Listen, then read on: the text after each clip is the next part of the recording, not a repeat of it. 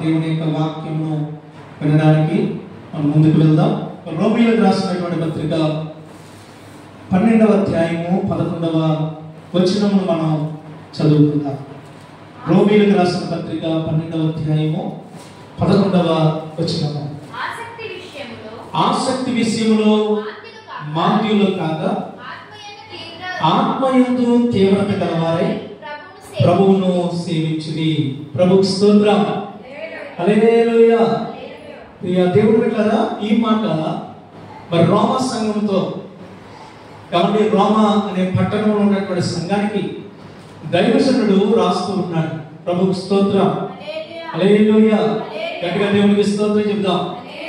దేవుడు బిడ్డలారా, ఈ మాట కన్నా ముందు ఈ యొక్క 12వ అధ్యాయంలో అద్భుతమైనటువంటి విషయాలు రాసుకుంటూ వచ్చి కాబట్టి దేవుని బిడ్డలంగా దేవుని ప్రజలంగా మనం ఎలా ఉండాలి, మనకు దేవుడు ఇచ్చినటువంటి బాధ్యత ఏంటి, దేవుడు సంఘంలో మనల్ని ఏర్పాటు చేశాడు, సంఘంలో మనం ఎట్లా ఉండాలి, ఏం చేయాలి కాబట్టి మనలో దేవుడు ఏ విధంగా ఉండాలనేది కోరుకుంటున్నాడో ఈ యొక్క 12వ అధ్యాయము మొదటి వచనం నుండి దేవుని బిడ్డలారా రాసుకుంటూ వచ్చాడు. హల్లెలూయా. సంఘంగా మనము మన శరీరాలను సజీవ యాగంగా దేవుడికి సమర్పించుకోవాలని కాబట్టి అంత మాత్రమే కాకుండా ఈ లోక మర్యాదలు అనుసరింపకుండా దేవుని యొక్క చిత్తంలో దేవుని చిత్తాన్ని గుర్తెరిగి దేవుని మనస్సును గుర్తెరిగి దేవునికి ఇష్టలుగా మనం జీవించాలని ఈ యొక్క మొదటి 2 వచనాల్లో ప్రభు రాశారు. ప్రభుకు స్తోత్రం చెప్పండి. హల్లెలూయా. అలాగే 3వ వచనం నుండి కనుక మనం చదివితే దేవుడి బిడ్డలారా, దేవుని సంఘము అనగా ఆయన శరీరం అని, మన శరీరంలో ఉన్న ప్రతి అవయవానికి ఎలాగైతే ఒక్కొక్క పని ఉందో అట్లానే దేవుని సంఘములో ఉన్న ప్రతి ఒక్కరికి దేవుడు ఒక్కొక్క పని నియమించాడని, ఆ పనిని గుర్తిరిగినటువంటి మనము ఆ పని చేయటకు ఆసక్తి కలిగి ఉండాలని ఈ యొక్క 3వ వచనం నుండి మనం చదవగలుగుతున్నాం. ప్రభుకు స్తోత్రం. హల్లెలూయా. గట్టిగా దేవునికి స్తోత్రం చెప్తామండి. హల్లెలూయా. ప్రియమైన దేవుని బిడ్డలారా, ఈ మాటలు రాస్తూ ఈ యొక్క సేవకుడు ఈ సంఘాన్ని హెచ్చరిస్తూ ఉన్నాడు. ఎవరిని హెచ్చరిస్తూ ఉన్నాడు? 11వ వచనంలో ఆసక్తి విషయంలో మాంద్యులుగా ఉండొద్దు, ఆసక్తి విషయంలో మంద బుద్ధి కలగాని వారుగా బద్ధకస్తులుగా ఉండొద్దు, ఆసక్తి విషయంలో మాంద్యులు కాక ఆత్మయందు తీవ్రత కలిగి దేవుణ్ణి ప్రభువుని సేవించే విషయంలో, ఆరాధించే విషయంలో, ప్రార్థించే విషయంలో, సహవాసంగా కలుసుకునే విషయంలో అందరికన్నా ముందుగా ఉండాలని సంఘాన్ని హెచ్చరిస్తూ ఉన్నాడు. ప్రభువుకి స్తోత్రం. హల్లెలూయా. ఈ దేవుడి బిడ్డలారా, నేటి కాలంలో నేటి దినాల్లో ప్రజలకి అనేకమైన వాటి మీద ఆశ కలిగి ఉంటున్నారు. దైవ కార్యాల మీద ఆశ ఉన్నా లేకపోయినా లోక సంబంధమైన విషయాల్లో చాలా ఆశ ఉంటుంది. హల్లెలూయా. కొంతమందికి నిద్రాశక్తి ఎక్కువ. అమ్మ, ఏ ఆసక్తి? చెప్పండి. నిద్రాశక్తి అంటే నిద్రపోవడం అంటే ఎంత ఇష్టమో వాళ్ళకి. కొంచెం తీరిక దొరకగానే ముందు పక్కేస్తారు, ఎవరి బెడ్ దులుపుకుంటారు, చక్కగా దుప్పడేసుకుంటారు, చక్కగా పడుకుంటారు. నిద్ర అంటే ఆశలు కొంతమందికి ఓపిక ఎవరో ఒకరు బుర్రతిన్నో ఇష్టం. హల్లెలూయా. అందుకే వారు కాళ్ళు ఇళ్లలో ఉండవు. ఎక్కడుంటే బజార్లో ఉంటాయి. వారు ఎప్పుడు చూసినా ఇంటి దగ్గర కూర్చోరు, వారు బజార్లోనే ఎక్కువ కూర్చుంటారు, లేదా పక్కింట్లో ఎక్కువ కనబడతారు. హల్లెలూయా. ప్రభువుకి స్తోత్రం చెప్పండి. హల్లెలూయా. కొంతమందికి ఊరు మీద తిరగడం ఇష్టం. కాబట్టి మరి కొంతమంది ఏమిష్టమా? ఊరు మీద తిరగడం అంటే ఇష్టం, వారి ఆశది. హల్లెలూయా. కొంతమందికి సినిమాలకు వెళ్ళడం అంటే ఇష్టం, కొంతమందికి కాబట్టి ఎప్పుడు చూసినా ఏదో ఒక పిక్నిక్కి వెళ్ళడం అంటే ఇష్టం. కాబట్టి దేవుడి బిడ్డలుగా దైవ సంఘముగా మనం వేటిని ఇష్టపడాలి, మనం వేటి పట్ల ఆశ కలిగి ఉండాలి, ఈ రోజున మనం నేర్చుకుందాం. ప్రభువుకి స్తోత్రం చెప్పండి. గట్టిగా చెప్పండి. హల్లెలూయా. ప్రియమైనటువంటి దేవుని బిడ్డలారా, ఇక్కడ మనం చదివినటువంటి వాక్యంలో ఆసక్తి విషయంలో మాంద్యులుగా ఉండొద్దు, బద్ధకస్తులుగా ఉండొద్దు అని ప్రభు సెలవించారు. వేటి విషయంలో మనం ఆసక్తి కలిగి ఉండాలి? బైబిల్ గ్రంథంలో కొంతమంది ఉన్నారండి, బైబిల్ గ్రంథంలో కొంతమంది ఉన్నారు.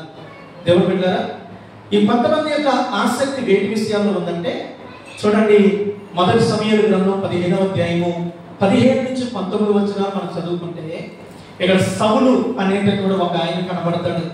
ఆయన సామాన్యమైన వ్యక్తి ఏమి కాదు, ఆయన ఒక దేశానికి రాజు. ప్రభుత్వ స్తోత్రం చెప్పండి.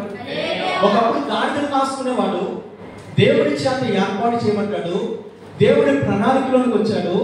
ఆ వ్యక్తి ఇశ్రాయేలీల ప్రజలను పరిపాలించడానికి మొట్టమొదటి సింహాసనాన్ని అధిరోహించాడు. ప్రభువుకు స్తోత్రం. హల్లెలూయా. సింహాసనం మీద కూర్చున్నటువంటి సౌలుకి ఒక ఆశ ఉంది, ఒక ఇష్టం ఉండిపోయింది. ఏంటో ఇష్టం? ఇక్కడ మనం చదివితే దేవుని బిడ్డలారా, ఈ వ్యక్తికి కాబట్టి దేవుని చిత్తంలో లేనటువంటి డబ్బు సంపాదించుకోవడం అంటే ఇష్టంగా మనం ఇక్కడ చూస్తూ ఉంటాం. దేవుడు ఆ వ్యక్తికి ఒక పని నియమించాడు. ఏంటో పని? అమాలేకీయులను హంతం చెయ్యి, అమాలేకీయులను హతులు చెయ్యి. ఎందుకంటే వారు నా ప్రజలు ఐగుప్తు దేశం నుంచి బయటకు వస్తున్నప్పుడు అమాలేకీయులు భోజన పానాలు పట్టుకొని ఎదురు రాలేదు, కానీ కత్తులు పట్టుకొని బల్లాలు పట్టుకొని నా ప్రజలను చంపడానికి వచ్చారు. వాళ్ళు వారితో పగుండిపోయింది. వారి భూమి మీద బ్రతకడానికి అర్హులు కాదు. హల్లెలూయా. ప్రభువు స్తోత్రం చెప్పండి. కాబట్టి సౌలా, నిన్ను రాజుగా నియమించాను, నేను నీకు అధికారం ఇస్తున్నాను, నీ వెళ్ళి నా చిత్తము కానిటువంటి వ్యక్తులను నువ్వు సంహరించంటే దేవుని యొక్క సేవకుడిగా లేదా ఒక దేశానికి రాజుగా నీ సౌలు ఏం చేస్తున్నాడు తెలుసా? అమాలేకీయులను హతం చేయడం మానేసి వారి యొక్క సొమ్ము దోచుకోవడం మొదలెట్టాడు. వాటిలో బలమైన వాటిని కాబట్టి బలంతో ఉన్నటువంటి గొర్రెలను గుడ్లను దోచుకునే మీద పడ్డాడు, దోపుడు సొమ్ము మీద ఎగబడ్డాడు. హల్లెలూయా. అదే వచనాలు ఇక్కడ మనకు రాయబడుతూ ఉంటాయి. మొదటి సమూయేలు గ్రంథం 15వ అధ్యాయము 17 నుంచి 19 వచనాలు చదివితే అక్కడ ఆ మాటలు రాయబడి ఉంటాయి. దైవజనుడు వచ్చాడు, సమూయేలు వచ్చి సౌలుతో మాట్లాడుతున్నాడు. అందుకు సమూయేలు చదువు. అందుకు సమూయేలు నీ దృష్టికి నీవు అల్పుడుగా ఉన్నప్పుడు ఇశ్రాయేలీల గోత్రములో శిరస్సు వైతివి. యెహోవా నిన్ను ఇశ్రాయేలీల మీద రాజుగా అభిషేకించెను. మరియు యెహోవా నీవు పోయి పాపాత్ములైన అమాలేకీయులను నిర్మూలన చేయము, వారు లయమగు వరకు వారితో యుద్ధము చేయమని సెలవీగా, నీవు ఎందుచేత యెహోవా మాట వినక దోపుడు మీద ఎగబడి ఆయన దృష్టికి కీడు చేసేది అని నేను. ప్రభువుకు స్తోత్రం చెప్పండి. హల్లెలూయా. ఈ వ్యక్తి దేని మీద ఎగబడ్డాడంట? దోపుడు మీద, దోపుడు సొమ్ము మీద. ఏమండి, కొంతమంది దేవుని సన్నిధిలోనే ఉంటారు, ప్రార్థనలోనే ఉంటారు, దేవుని స్తుతించి గుంపులోనే ఉంటారు, కానీ వారి బుద్ధి మారదు, వారి ఆలోచనలు మారవు, కాక అలవాట్లు మారవు. ఈయన గాడులు కాసుకుంటూ దేవుడి బిడ్డలారా ఒకానొక సమయంలో ఏమీ లేనటువంటి స్థితిలో లేదా భాగ్యవంతుడని రాయబడింది, కానీ బైబిల్ గ్రంథంలో అతని స్థితి గాడులు కాసుకునేటటువంటి స్థితి. అంత మాత్రమే కాదు, ఇశ్రాయేలీయుల గోత్రములన్నింటిలో అతి చిన్న గోత్రానికి చెందినటువంటి వాడు, సరైన గుర్తింపు లేనటువంటి వాడు. హల్లెలూయా. అలాంటి వ్యక్తిని ఉన్నతమైన స్థితిలోకి తీసుకొస్తే ఇతను బుద్ధి పాలించుకోలేదు. అవన్నీ పోయి ఆ యొక్క గొర్రెలను గొడ్లను సంపాదించుకోవడానికి దేవుడి చిత్తాన్ని పక్కన పెట్టేశాడు. లోక సంబంధమైన విషయాల మీద ఆశ చూపిస్తున్నాడు, కానీ దేవుడి చెప్పిన మాటల మీద ఆశ ఎంత మాత్రమో అనిపించట్లేదు. హల్లెలూయా. దేవుని బిడ్డలారా, ఈరోజు ఈ సౌలు వలె మనం ఉండకూడదు. సౌలు యొక్క ఆశ ఏంటో తెలుసా? ప్రభువు చిత్తం కానిది సంపాదించుకోవాలనే ఆశతో ఈ సౌలు పరుగులు వెళ్తున్నాడు.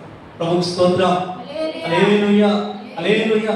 ఎప్పుడైనా మనం ఒక విషయాన్ని అనుకోవాలండి. నువ్వు ఉద్యోగం చేసినా, వ్యాపారం చేసినా, నువ్వు వ్యవసాయం చేసినా, ఏ పని చేసినా మనం ఎట్లా ప్రార్థన చేయాలో తెలుసా? చూడండి, యాకోబు రాసిన పత్రికలో ఒక అద్భుతమైనటువంటి ప్రార్థన అక్కడ చేయిస్తూ ఉంటాడు దేవుడు. యాకోబు రాసినటువంటి పత్రిక 4వ అధ్యాయము 13, 14 వచనాలు మనం చదువుదాం. నేడైనను రేపైనను ఒకానొక పట్టణంలోకి వెళ్ళి అక్కడ 1 సంవత్సరం నుండి వ్యాపారం చేసి లాభము సంపాదించవ రండి చెప్పుకుని వాళ్ళారా. ఎవరితో మాట్లాడుతున్నాడమ్మా? అమ్మ ఎవరితో మాట్లాడుతున్నాడు? ఇలా మాట్లాడుకుంటున్నారండి కొంతమంది. అరే ఈరోజు కానీ రేపు కానీ అలా పట్టణానికి పోదారా, అక్కడ బాగా సంపాదించుకున్నారట. ఓ అక్కడ వెచ్చలవిడిగా ధనం వస్తుందంట, కుప్పలు కుప్పలు వచ్చి పడుతుందంట. కాబట్టి అక్కడికి వెళ్ళిపోదాం, డబ్బు సంపాదించుకున్నాం, మనం ఆస్తులు పెంచుకుందాం అని ఆలోచించే వారితో ప్రభు మాట్లాడుతున్నాడు. నేనైనా రేపైనా ఒకనొక పట్టణానికి వెళ్ళి 1 సంవత్సరం ఉండి వ్యాపారం చేసి లాభము సంపాదించుకుందాము రెండని చెప్పుకుని వారులారా. హల్లెలూయా. ఏమన్నాడు దేవుడు? రేపేమి సంభవించినో మీకు తెలియదు. మా వింటున్నారా? రేపేం జరగబోతుందో మనకి తెలియదు. కాబట్టి మీ జీవం ఏ పాటిది? మీరు కొంతసేపు కనబడి అంతలో మాయమైపోయి ఆవిరి పట్టుకోవాలి. ప్రభుకి స్తోత్రం చెప్పండి. హల్లెలూయా. మనం కాసేపు కనబడి ఏమండి నీళ్ళ మీద గ్యాస్ మీద స్టవ్ పెడతాం, అన్నం ఉడుకుతూ ఉంటుంది, పైన మూత పెడతాం, తీయగానే ఆవిరి వస్తుంది. ఎంతసేపు కనబడుతుంది ఆవిరి? ఇలా తీయగానే అట్లా వస్తుంది. మళ్ళీ చూద్దామన్నా కనిపించదు. కాబట్టి ఒక 2-3 సెకండ్లు కనబడే ఆవిరితో మన జీవితాలను ప్రభు పోలుస్తూ ఉన్నాడు. హల్లెలూయా. అటువంటి జీవితాలు మన ప్రభు చిత్తాన్ని విడిచిపెట్టి ఈ లోక సంబంధమైనటువంటి ధనార్జనలో పడిపోయి దేవుని బాధ పెట్టేవారుగా మనం ఉండకూడదు. ప్రభుకి స్తోత్రం చెప్పండి. అంటే దేవుడు అంటున్నాడండి, దేవుడు నమ్మినటువంటి బిడ్డలో ఎవరిని ఎట్లా ఉండాలో తెలుసా? నిజమే, నువ్వు సంపాదించుకోవాలి. దేవుడి బిడ్డ నీ కుటుంబం కొరకు, నీ పిల్లల కొరకు నువ్వు సంపాదించుకోవాలి. సామెతల గ్రంథంలో ఒక అద్భుతమైన మాట దేవుడే రాయించాడు. మంచి తండ్రి తన పిల్లలను ఆస్తికర్తలుగా చేస్తాడంట. ప్రభుకి స్తోత్రం చెప్పండి. మంచి తల్లిదండ్రులు ఏం చేస్తారంటే పిల్లల కొరకు ఆస్తిని కూడా పెడతారు. హల్లెలూయా. హల్లెలూయా. పిల్లల జీవితాలు కష్టాలు పెట్టేవాడు మంచి తండ్రి కాదు, బైబిల్ చెప్తుంది. అయితే ఆస్తి మాత్రమే జీవితం అన్నట్టు మనం ప్రయత్నం చేయకూడదు, పరుగులు పెట్టకూడదు. సంపాదనే నా జీవితంరా అన్నట్లు మనం పరుగులు పెట్టకూడదు. నువ్వు సంపాదించాలి. ఎలా సంపాదించాలి? ప్రభు సన్నిధిలో గడుపుతూ, దేవుని చిత్తంలో నడుస్తూ, ప్రార్థనలో నువ్వు ఎదుగుతూ. హల్లెలూయా. నువ్వు ఆత్మీయ జీవితాన్ని ప్రక్కన పెట్టి ఈ లోక సంబంధమైనటువంటి ధనార్జనలో కూరుకుపోయి మనం ఎంత సంపాదించినా ఆ ధనము మనల్ని రక్షించదు. ప్రభుకి స్తోత్రం చెప్పండి. అందుకే సామెతల గ్రంథం 11వ అధ్యాయం 4వ వచనం అంటాడు, ఏమంటే ఒక అద్భుతమైన మాట అక్కడ రాయబడి ఉంటది, ఉగ్రత దినమందు ఆస్తి అక్కరకు రాదు. ప్రభుకి స్తోత్రం చెప్పండి. ఏంటంటమ్మా? ఉగ్రత దినమందు ఆస్తి అక్కరకు రాదు. ప్రభుకి స్తోత్రం. హల్లెలూయా. అందుకే 49వ కీర్తనలో కూడా ఒక అద్భుతమైన మాట రాయిస్తూ ఉంటాడండి. ఎవరును తన ధనము చేత తన సహోదరిని విమోచింపలేడు అంటాడు. ప్రభుకి స్తోత్రం చెప్పండి. ఏంటంట? ఎవరును తన ధనము చేత తన సహోదరుని విమోచించలేడు. ప్రభుకి స్తోత్రం చెప్దాం. హల్లెలూయా. గట్టిగా ప్రభుకి స్తోత్రం చెప్దామండి. గంభీరంగా స్వరమెత్తి దేవునికి స్తోత్రాలు చెప్దాం.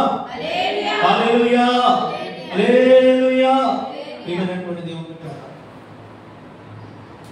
దేవుడు మాట్లాడుతున్నటువంటి మాటలు చాలా మంది ప్రభువును విడిచిపెట్టి డబ్బు సంపాదించేటువంటి ఆలోచనలు పడిపోయి వారి ఆత్మీయ జీవితాలు పాడు చేసుకుంటూ ఉంటారు. కాబట్టి సంఘాలు వదులుకొని పోయే వాళ్ళు చాలా మంది ఉన్నారు.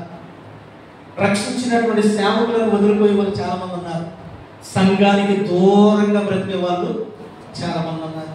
వారిని కనుక మనం ప్రశ్నించామనుకో, ఇదేంటమ్మా ఎంత దూరం వచ్చో అంటే, ఇక్కడ మంచి పని దొరుకుతుందండి. వెరీ గుడ్, మీకు మంచి పని దొరుకుతుంది, మరి మంచి వాక్యం దొరుకుతుందా?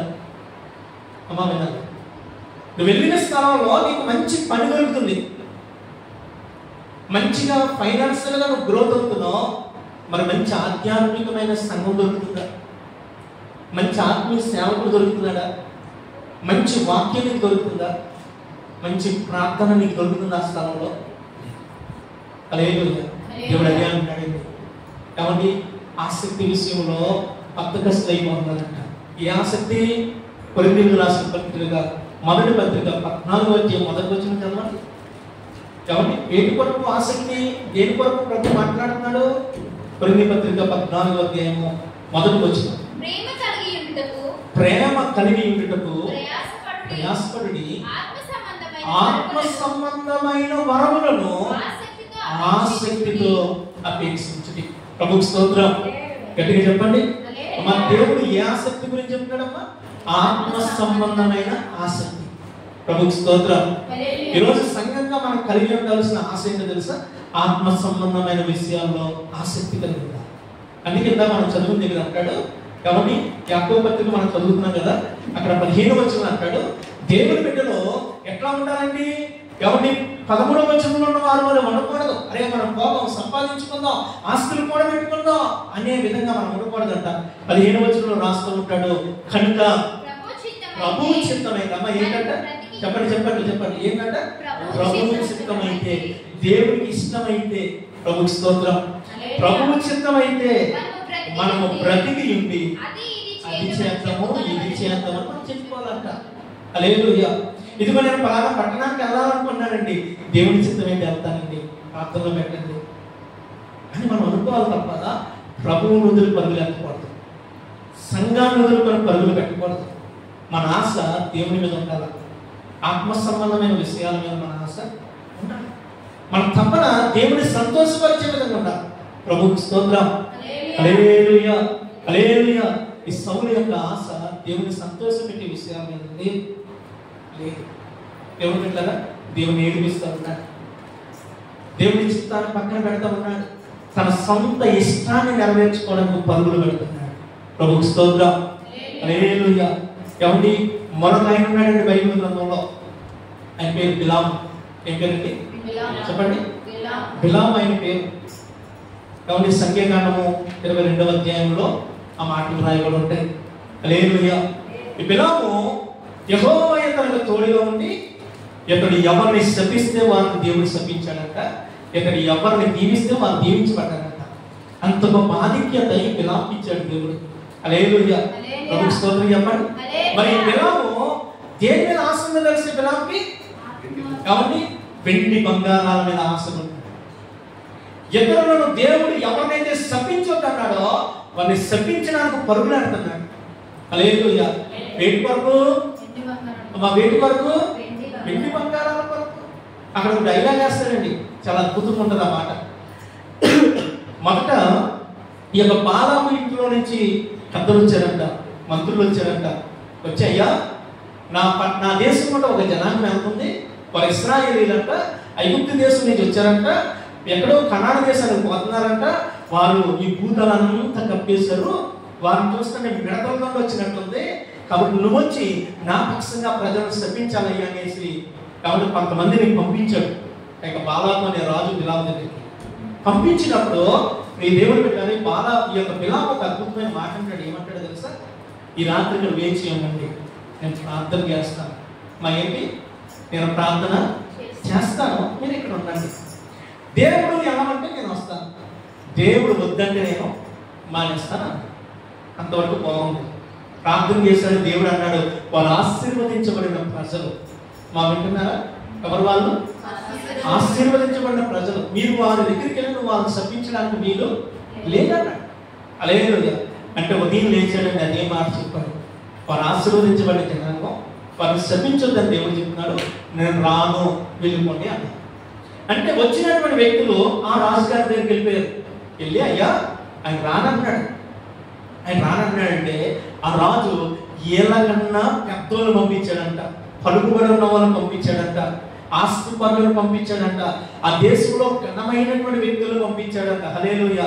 మన భాషలో చెప్పాలంటే ముందు మన ఊర్లో ఉన్న బిఆర్ఓ గారు, ప్రెసిడెంట్ గారు, ఎవరిని గ్రామ సెక్రటరీ గారు వచ్చి అడిగారు, ఒప్పుకోలేదు.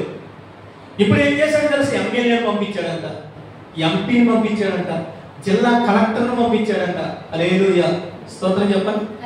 మన భాషలో చెప్తున్నాను, మనకు అర్థం కావడానికి చెప్తున్నాను. అంటే వీళ్ళకన్నా పెద్దోళ్ళు అంటే వయసులో పెద్దోళ్ళు కాదు, కాబట్టి వీళ్ళ యొక్క స్టేటస్ లో పెద్దోళ్ళు, హోదా. హల్లెలూయా. వీళ్ళ హోదాలో పెద్దోళ్ళు, వీళ్ళ యొక్క జాబులో పెద్దోళ్ళు. వారు రాగానే దేవుడు మరలా అన్నాడు, నేను మళ్ళా దేవుడిని అడుగుతాను ఉన్నాను అన్నాడు. ప్రభుకి స్తోత్రం చెప్పండి. హల్లెలూయా. ఒక మాట గుర్తుపెట్టుకోండి అమ్మ, మనిషి హోదా మారినంత మాత్రం దేవుడి చిత్తం మారిందా? మారిద్దమ్మా? మారదు. అక్కడ బిలామంటాడు, ఎవరి బాలాకు తన ఇంటడు బంగారం నాకు ఇచ్చిన నా ఇష్టం చెప్పునైనను మేలైనను కీడైనను చేయుటకు యెహోవా సెలవిచ్చిన మాటకు మీరలేను. ఇప్పుడు వీరికి ఇంటడు బంగారం అనే మాట ఎందుకు వచ్చిందంట? చెప్పండి అమ్మా, ఎందుకు వచ్చింది? దేవుని భయం కాదు, ఇతని ఆశది. ఇంటడు బంగారం అనగానే చిన్న లూప్ హోల్ దొరికింది. ఓహో, ఈ బంగారానికి లొంగుతాడు అనమాట. హల్లెలూయా. వీడికి ఇంత బంగారం కావాలని ఆశ ఉందన్నమాట అని బాలాకు ఆఫర్ ఇచ్చారు. అందుకే దేవుడు పెట్టారా, బాలాకు పంపించిన వాళ్ళ వెనకాల పరుగులు వెళ్తా ఉంటాడు. ప్రభుకు స్తోత్రం చెప్పండి, గట్టిగా చెప్పండి. హల్లెలూయా, హల్లెలూయా. ఎందుకు పరుగులాడుతున్నాడు? ఆశతో ఇతరులను శపించడానికి పరుగులాడుతున్నాడు. ఈరోజు దేవుడి సంఘంగా మన యొక్క ఆసక్తి ప్రభువును స్తుతించడం మీద ఉండాలి, కానీ ఇతరులను శపించడం మీద ఉండకూడదు. ప్రభుకు స్తోత్రం చెప్పండి, గట్టిగా చెప్పండి. చాలా మంది దేవుని బిడ్డలారా ఇతరుల మీద నోరాడేసుకొని పడిపోతూ ఉంటారు. వారి నోరు జాగ్రత్తగా కాపాడుకోరు. నువ్వు తిట్టేది ఎవరినే? దేవుని పిల్లలనే విషయం మర్చిపోతున్నావు. దేవుడు తన స్వరూపమందు చేసుకున్న వారిని అరే నా నోటితో నేను దూషిస్తున్నాగా అనే మాట నువ్వు మర్చిపోతున్నావు. జాగ్రత్త. హల్లెలూయా. దేవుని బిడ్డలారా ఆయన ప్రజలకు వ్యతిరేకంగా మాట్లాడితే కాబట్టి 40 సంవత్సరాలు ప్రజలు నడిపించిన మోసేనే విడిచిపెట్టలేదు. నేను వదులుతాడంటవా? అమ్మా విడిచిపెడతాడంటవా? ఆయన బిడ్డలకు వ్యతిరేకంగా మాట్లాడే ప్రతి నోరు దేవుడు మూసేస్తాడు. ఈరోజు ఎంతోమంది సోషల్ మీడియాలో మాట్లాడుకుంటున్నారు. దేవుని పిల్లలకు వ్యతిరేకంగా మాట్లాడే వాళ్ళు ఉన్నారు, సంఘాలకు వ్యతిరేకంగా మాట్లాడే వాళ్ళు ఉన్నారు, దైవజనులకు వ్యతిరేకంగా మాట్లాడే వాళ్ళు ఉన్నారు. దేవుని పిల్లరా వాళ్ళు విర్రవీగుతూ ఉన్నారు. అరే నాకు అధికారం ఉంది, అరే నా వెనకాల అధికారులు ఉన్నారు, అరే నన్ను ఎవడో ఆపేటోడు లేడు, నేను ఏది చేస్తే అదేనా నా యొక్క చుట్టుప్రక్కల ప్రాంతాల్లో నేను ఆడిందే ఆట ఆడిందే పాట అన్నట్టు విర్రవీగి ముందుకెళ్తా ఉన్నారు. బైబిల్లో అలాంటి వ్యక్తులు ఆయన ఉన్నాడు. ఆయన పేరే సౌలు. హల్లెలూయా. ఏ సౌలైనా పాత నిబంధనలో సౌలు కాదు, కొత్త నిబంధనలో సౌలు. ప్రభుకు స్తోత్రం చెప్పండి. కాబట్టి అపోస్తలుల కార్యాలు 9వ అధ్యాయంలో కూడా ఎవరి అధికారుల దగ్గర పత్రికలు తీసుకొని కాబట్టి బయలుదేరాడట. హల్లెలూయా. స్తోత్రం చెప్పండి. అపోస్తలుల కార్యాలు 9వ అధ్యాయంలో రాయబడి ఉంటుంది, దమస్కు అనే ఊరిలో సంఘం ఎలా మరలా ప్రార్థన చేస్తుంటే వారిని హింసించడానికి, వారిని పట్టి తెచ్చి చెరసాల్లో వేయడానికి అధికారుల దగ్గర పత్రికలు తీసుకొని సెలవిమ్మని అడిగి మా విన్నారా గవర్నమెంట్ జీవో చేతితో పట్టుకొని బయలుదేరాడంట. ఏం పట్టుకున్నాడు? Government orders. జీవో. అరే నీకు ఎవడు అడ్డొస్తామని వేసేయని గవర్నమెంటే ఆర్డర్స్ ఇచ్చిందంట. అది చేతితో పట్టుకుని ఇంకా ఆగుతాడమ్మా? భూమి మీద నిలబడతాడా? చెప్పండి. భూమి మీద నిలబడలేదు, గుర్రం ఎక్కిండు, పరుగులాడుతూ ఉన్నాడు. దేవుడు ప్రజలకు వ్యతిరేకంగా పరుగులాడుతూ ఉన్నప్పుడు దమస్కు యొక్క సరిహద్దులోకి వచ్చినప్పుడు ఆకాశం నుంచి గొప్ప వెలుగు వచ్చి ఒక్కసారితో సౌలు ప్రయాణం చేస్తున్నటువంటి ఆ వెలుగు ఎవరి గుర్రం మీద ఆ యొక్క సౌలు కన్నులకు వెలుగు తగలగానే గుర్రం మీద ఉన్నవాడు కింద పడిపోయాడు. ప్రభుకు స్తోత్రం చెప్పండి. ఈరోజు ఒక అద్భుతమైన మాట నేను మీకు జ్ఞాపకం చేయాలని ఆశపడుతున్నాను. దేవుడి చిత్తానికి వ్యతిరేకంగా నువ్వు ఎంత స్పీడ్గా పరిగెడుతున్నావో అంత గుడ్డోడు అయిపోతావు, అంత డౌన్ ఫాల్ అయిపోతావు, పడిపోతావు, లేవలేవు. హల్లెలూయా. సౌలు కళ్ళు పోయినాయి అంట. అక్కడ రాయబడింది 3 దినాలు చూపు లేక కడుగులాడాడంట. ప్రభుకు స్తోత్రం చెప్పండి. హల్లెలూయా, హల్లెలూయా. గట్టిగా దేవునికి స్తోత్రం చెప్తాం. హల్లెలూయా. దేవుడు పెట్టారా ఆ దర్శనం కలిగినప్పుడు, ఆ వెలుగు వచ్చి తాకినప్పుడు కింద పడిపోయినటువంటి సౌలు అడుగుతూ ఉన్నాడు. ఎవరిని తడుముకుంటూ ఉంటే ఆకాశం నుంచి ఒక వెలుగు వచ్చింది. ఆయన మాట్లాడుతూ ఉన్నాడు, సౌలా సౌలా నీ వేళ నన్ను హింసిస్తున్నావు. ఇప్పుడు సౌలు అన్నాడు, అయ్యా నువ్వెవడో నువ్వు? అది నేను ఎప్పుడు చూడలేదు, నేను నిన్ను హింసించడం ఏంటి, నేను నీకు వ్యతిరేకంగా నిలబడడం ఏంటి అని సౌలు అంటే యేసయ్య అంటాడు, నేను హింసించుతున్న యేసు అంటే అర్థం ఏంటండి? డైరెక్ట్ పోయి యేసు ప్రభు కొరటాలతో పుట్టాడా? అట్లండి పట్ల యేసు ప్రభును ఎవరి జైల్లో పెట్టాడా? యేసు ప్రభును చంపిన వాళ్ళలో ఈ సౌలు ఉన్నాడా? లేదండి. దేవుని యొక్క ప్రజలకు వ్యతిరేకంగా నిలబడ్డాడు. దేవుడు ప్రజలను మాట్లాడుతున్నాడు, దేవుని యొక్క ప్రజలకు వ్యతిరేకంగా నడుస్తున్నాడు. ఎప్పుడైతే దేవుని ప్రజలకు వ్యతిరేకంగా ఈ సౌలు నడుస్తూ ఉన్నాడో దేవుడు అన్నాడు, నువ్వు నా ప్రజలను కాదు నన్ను హింసిస్తున్నావు. ప్రభుకు స్తోత్రం చెప్పండి. హల్లెలూయా. దేవుడు పెట్టారా ఎవరు ఈ రోజు ఎవరైనా నేను ఒక మాట అన్నప్పుడు అది నిన్ను కాదు ప్రభువుని అంటున్నాడు. దేవుడు ఓరకనే విడిచిపెట్టడం. హల్లెలూయా. నేటి కాలంలో కూడా ఎవరిని మనం అంతా చెప్పాను కదా, అనేక మంది సోషల్ మీడియాలో దేవుడి ప్రజల మీద విచ్చలవిడిగా పరుగులాడుతూ ఉన్నారు. విచ్చలవిడిగా పరుగులాడుతున్నారు. చంపడానికి, హింసించడానికి ఎంతో మంది ముందుకు వెళ్తూ ఉన్నారు. దేవుడి బిడ్డ, ఒక రోజు వస్తుంది సౌలును కొట్టినట్లుగా వారిని ప్రభు పట్టబోతూ ఉన్నాడు. సౌలును పట్టినట్లుగా వారిని ప్రభు పట్టబోతూ ఉన్నాడు. ఏ సంఘాన్ని హింసించారో సౌలు, అదే సంఘాలు కట్టడానికి దేవుడు ఏర్పాటు చేసుకున్నాడు. ప్రభుకు స్తోత్రం చెప్పండి. హల్లెలూయా. ఏ వ్యక్తులైతే హింసించాడో దేవుడు ఒక మాట అంటాడండి, నా నామము నిమిత్తము. చూడండి అపోస్తలుల కార్యాలు 9వ అధ్యాయంలో ఈ మాట ఎంత చక్కగా ప్రభు రాయించాడో తెలుసా? 9వ అధ్యాయంలో ఇక్కడ రాయబడినటువంటి మాటను చూద్దాం. 16వ వచనాన్ని జ్ఞాపకం 15 నుంచి జ్ఞాపకం చేసుకుందాం. అందుకు ప్రభు అంటున్నాడు, ఎవరితోని సౌలుతో అంటున్నాడు, నీవు వెళ్ళుమో అన్య జనుల ఎదుటను, రాజుల ఎదుటను, ఇశ్రాయేలీయుల ఎదుటను నా నామమును భరించుటకు ఇతడు నేను ఏర్పరచుకొనిన సాధనమై ఉన్నాడు.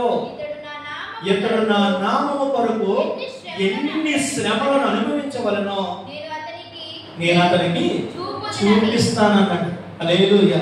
స్తోత్రం చెప్పండి. శ్రమలు పెట్టినోడిని శ్రమలు అనుభవించడానికి దేవుడు ఏర్పాటు చేసుకున్నాడంట. ప్రభుకు స్తోత్రం చెప్పండి. హల్లెలూయా. అమ్మా వింటున్నావా? నువ్వు ఎదుటోని, నువ్వు దేవుడు పెట్టిన ఒక మాట అన్నావు అనుకో, మాటల పడే స్థితిలో నేను పెడతాడు దేవుడు. శ్రమ పెట్టిన సౌలు ఏమయ్యాడు? తర్వాత కాలంలో శ్రమ పడేవాడు అయ్యాడు. శ్రమను పట్టాడు జీవితాంతం. సుఖం లేదు, ఎక్కడ సుఖం లేదు. సొంత ఇల్లు కోల్పోయాడు, సొంత జనాంగాన్ని కోల్పోయాడు, ఎవరి చెరసాల్లో వేయబడ్డాడు. హల్లెలూయా. చివరికి ఏ క్రీస్తునైతే శ్రమ పెట్టాడో, సంఘాన్ని అయితే శ్రమ పెట్టాడో, అదే క్రీస్తు కొరకు, అదే సంఘం కొరకు హతసాక్షి అయిపోయాడు. హల్లెలూయా. ప్రభుకు స్తోత్రం చెప్పండి. అమ్మా, నువ్వు శపించే విషయంలో, ఎవరిని ఇతరులను దూషించే విషయంలో దేవుడు పెట్టినారా, కళ్ళు నెత్తి మీదకి ప్రవర్తించమనుకోండి, దేవుడు అనేకులు దూషించే స్థితిలో నేను పెడతాను. అనేకులు నిన్ను నన్నే స్థితిలో నువ్వు వెళ్ళిపోతావు. నలుగురితో మాటలు పడే స్థితిలో వెళ్ళిపోతావు. కాబట్టి ఎన్నడూ కూడా దేవుని బిడ్డలను నీకు తెలిసి ఎప్పుడు ఒక మాట అనడానికి త్వరపడద్దు. ఎవరికి త్వరపడద్దు. ఒకవేళ నీ అన్నే కావచ్చు, నీ చెల్లె కావచ్చు, నీ అక్కే కావచ్చు, కానీ దేవుడు ఏమంటాడు తెలుసా? నా కుమారుడు. ప్రభుకు స్తోత్రం చెప్పండి. అమ్మ ఏమంటాడు? నా కుమారుడు. నా కుమారుడికి వ్యతిరేకంగా మాట్లాడాడు, నువ్వు ఎందుకు భయపడలేదు అంటాడు. సంఖ్యాకాండం 12వ అధ్యాయంలో మోసేకు వ్యతిరేకంగా తన సొంత అక్క అన్నలు మాట్లాడాడు. హల్లెలూయా. అమ్మ విన్నారా? మోసేకు వ్యతిరేకంగా ఎవరు మాట్లాడారు? తన సొంత అక్క, తన అన్న మాట్లాడినప్పుడు 5వ వచనం అంటాడు, ఏమండి, నా సేవకుడైన మోసే అంటే వాడు కాదు, నేను అతనితో ముఖాముఖిగా మాట్లాడతాను. స్నేహితుడు తన స్నేహితుడితో మాట్లాడినట్లుగా నేను అతనికి దర్శనమిచ్చి నేను మాట్లాడతాను, ముఖాముఖిగా నేను మాట్లాడతాను. నా సేవకుడికి వ్యతిరేకంగా మాట్లాడడానికి నువ్వెందుకు భయపడలేదు? ప్రభుకు స్తోత్రం చెప్పండి, గట్టిగా చెప్పండి. దేవుడి బిడ్డ, నీ పక్కనే నీ అక్కే కావచ్చు, నీ చెల్లె కావచ్చు, నీ తోటివాళ్ళు కావచ్చు, నీ అత్తగారు కావచ్చు, నీ కోళ్ళు కావచ్చు. కానీ ఎప్పుడైతే దేవుని సన్నిధికి వచ్చిందో, ఎప్పుడైతే రక్షణ పొందుకుందో, ఆమె దేవుని బిడ్డ. ప్రభుకు స్తోత్రం చెప్పండి. ఆమె దేవుని కుమార్తె. ఇదిగో ఆయన దేవుని సేవకుడు, అది దేవుని కుటుంబం. ప్రభుకు స్తోత్రం చెప్పండి. హల్లెలూయా, హల్లెలూయా. వారిని అనడానికి నువ్వు భయపడాలా?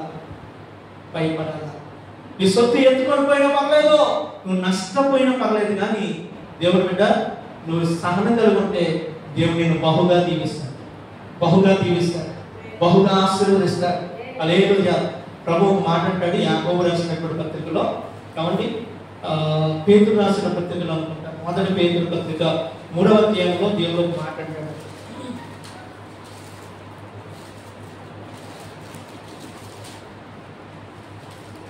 తొమ్మిదవ వచనం,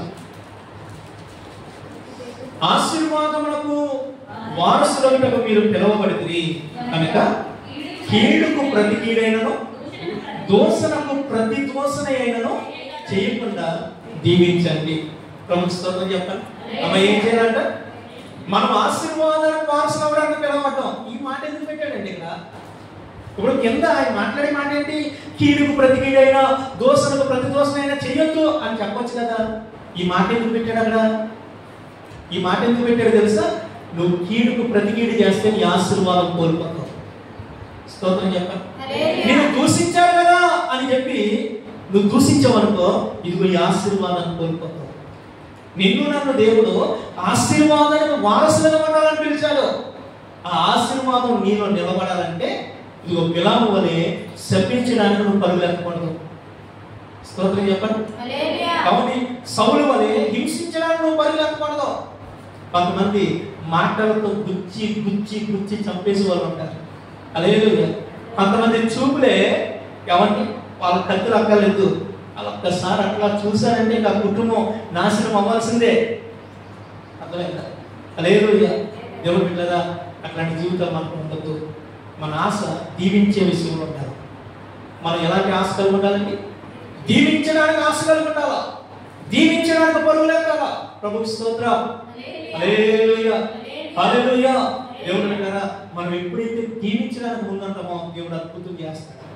నేను దూషించినోనే నీ కాళ్ళ మీద పడేటట్టు చేస్తాడు.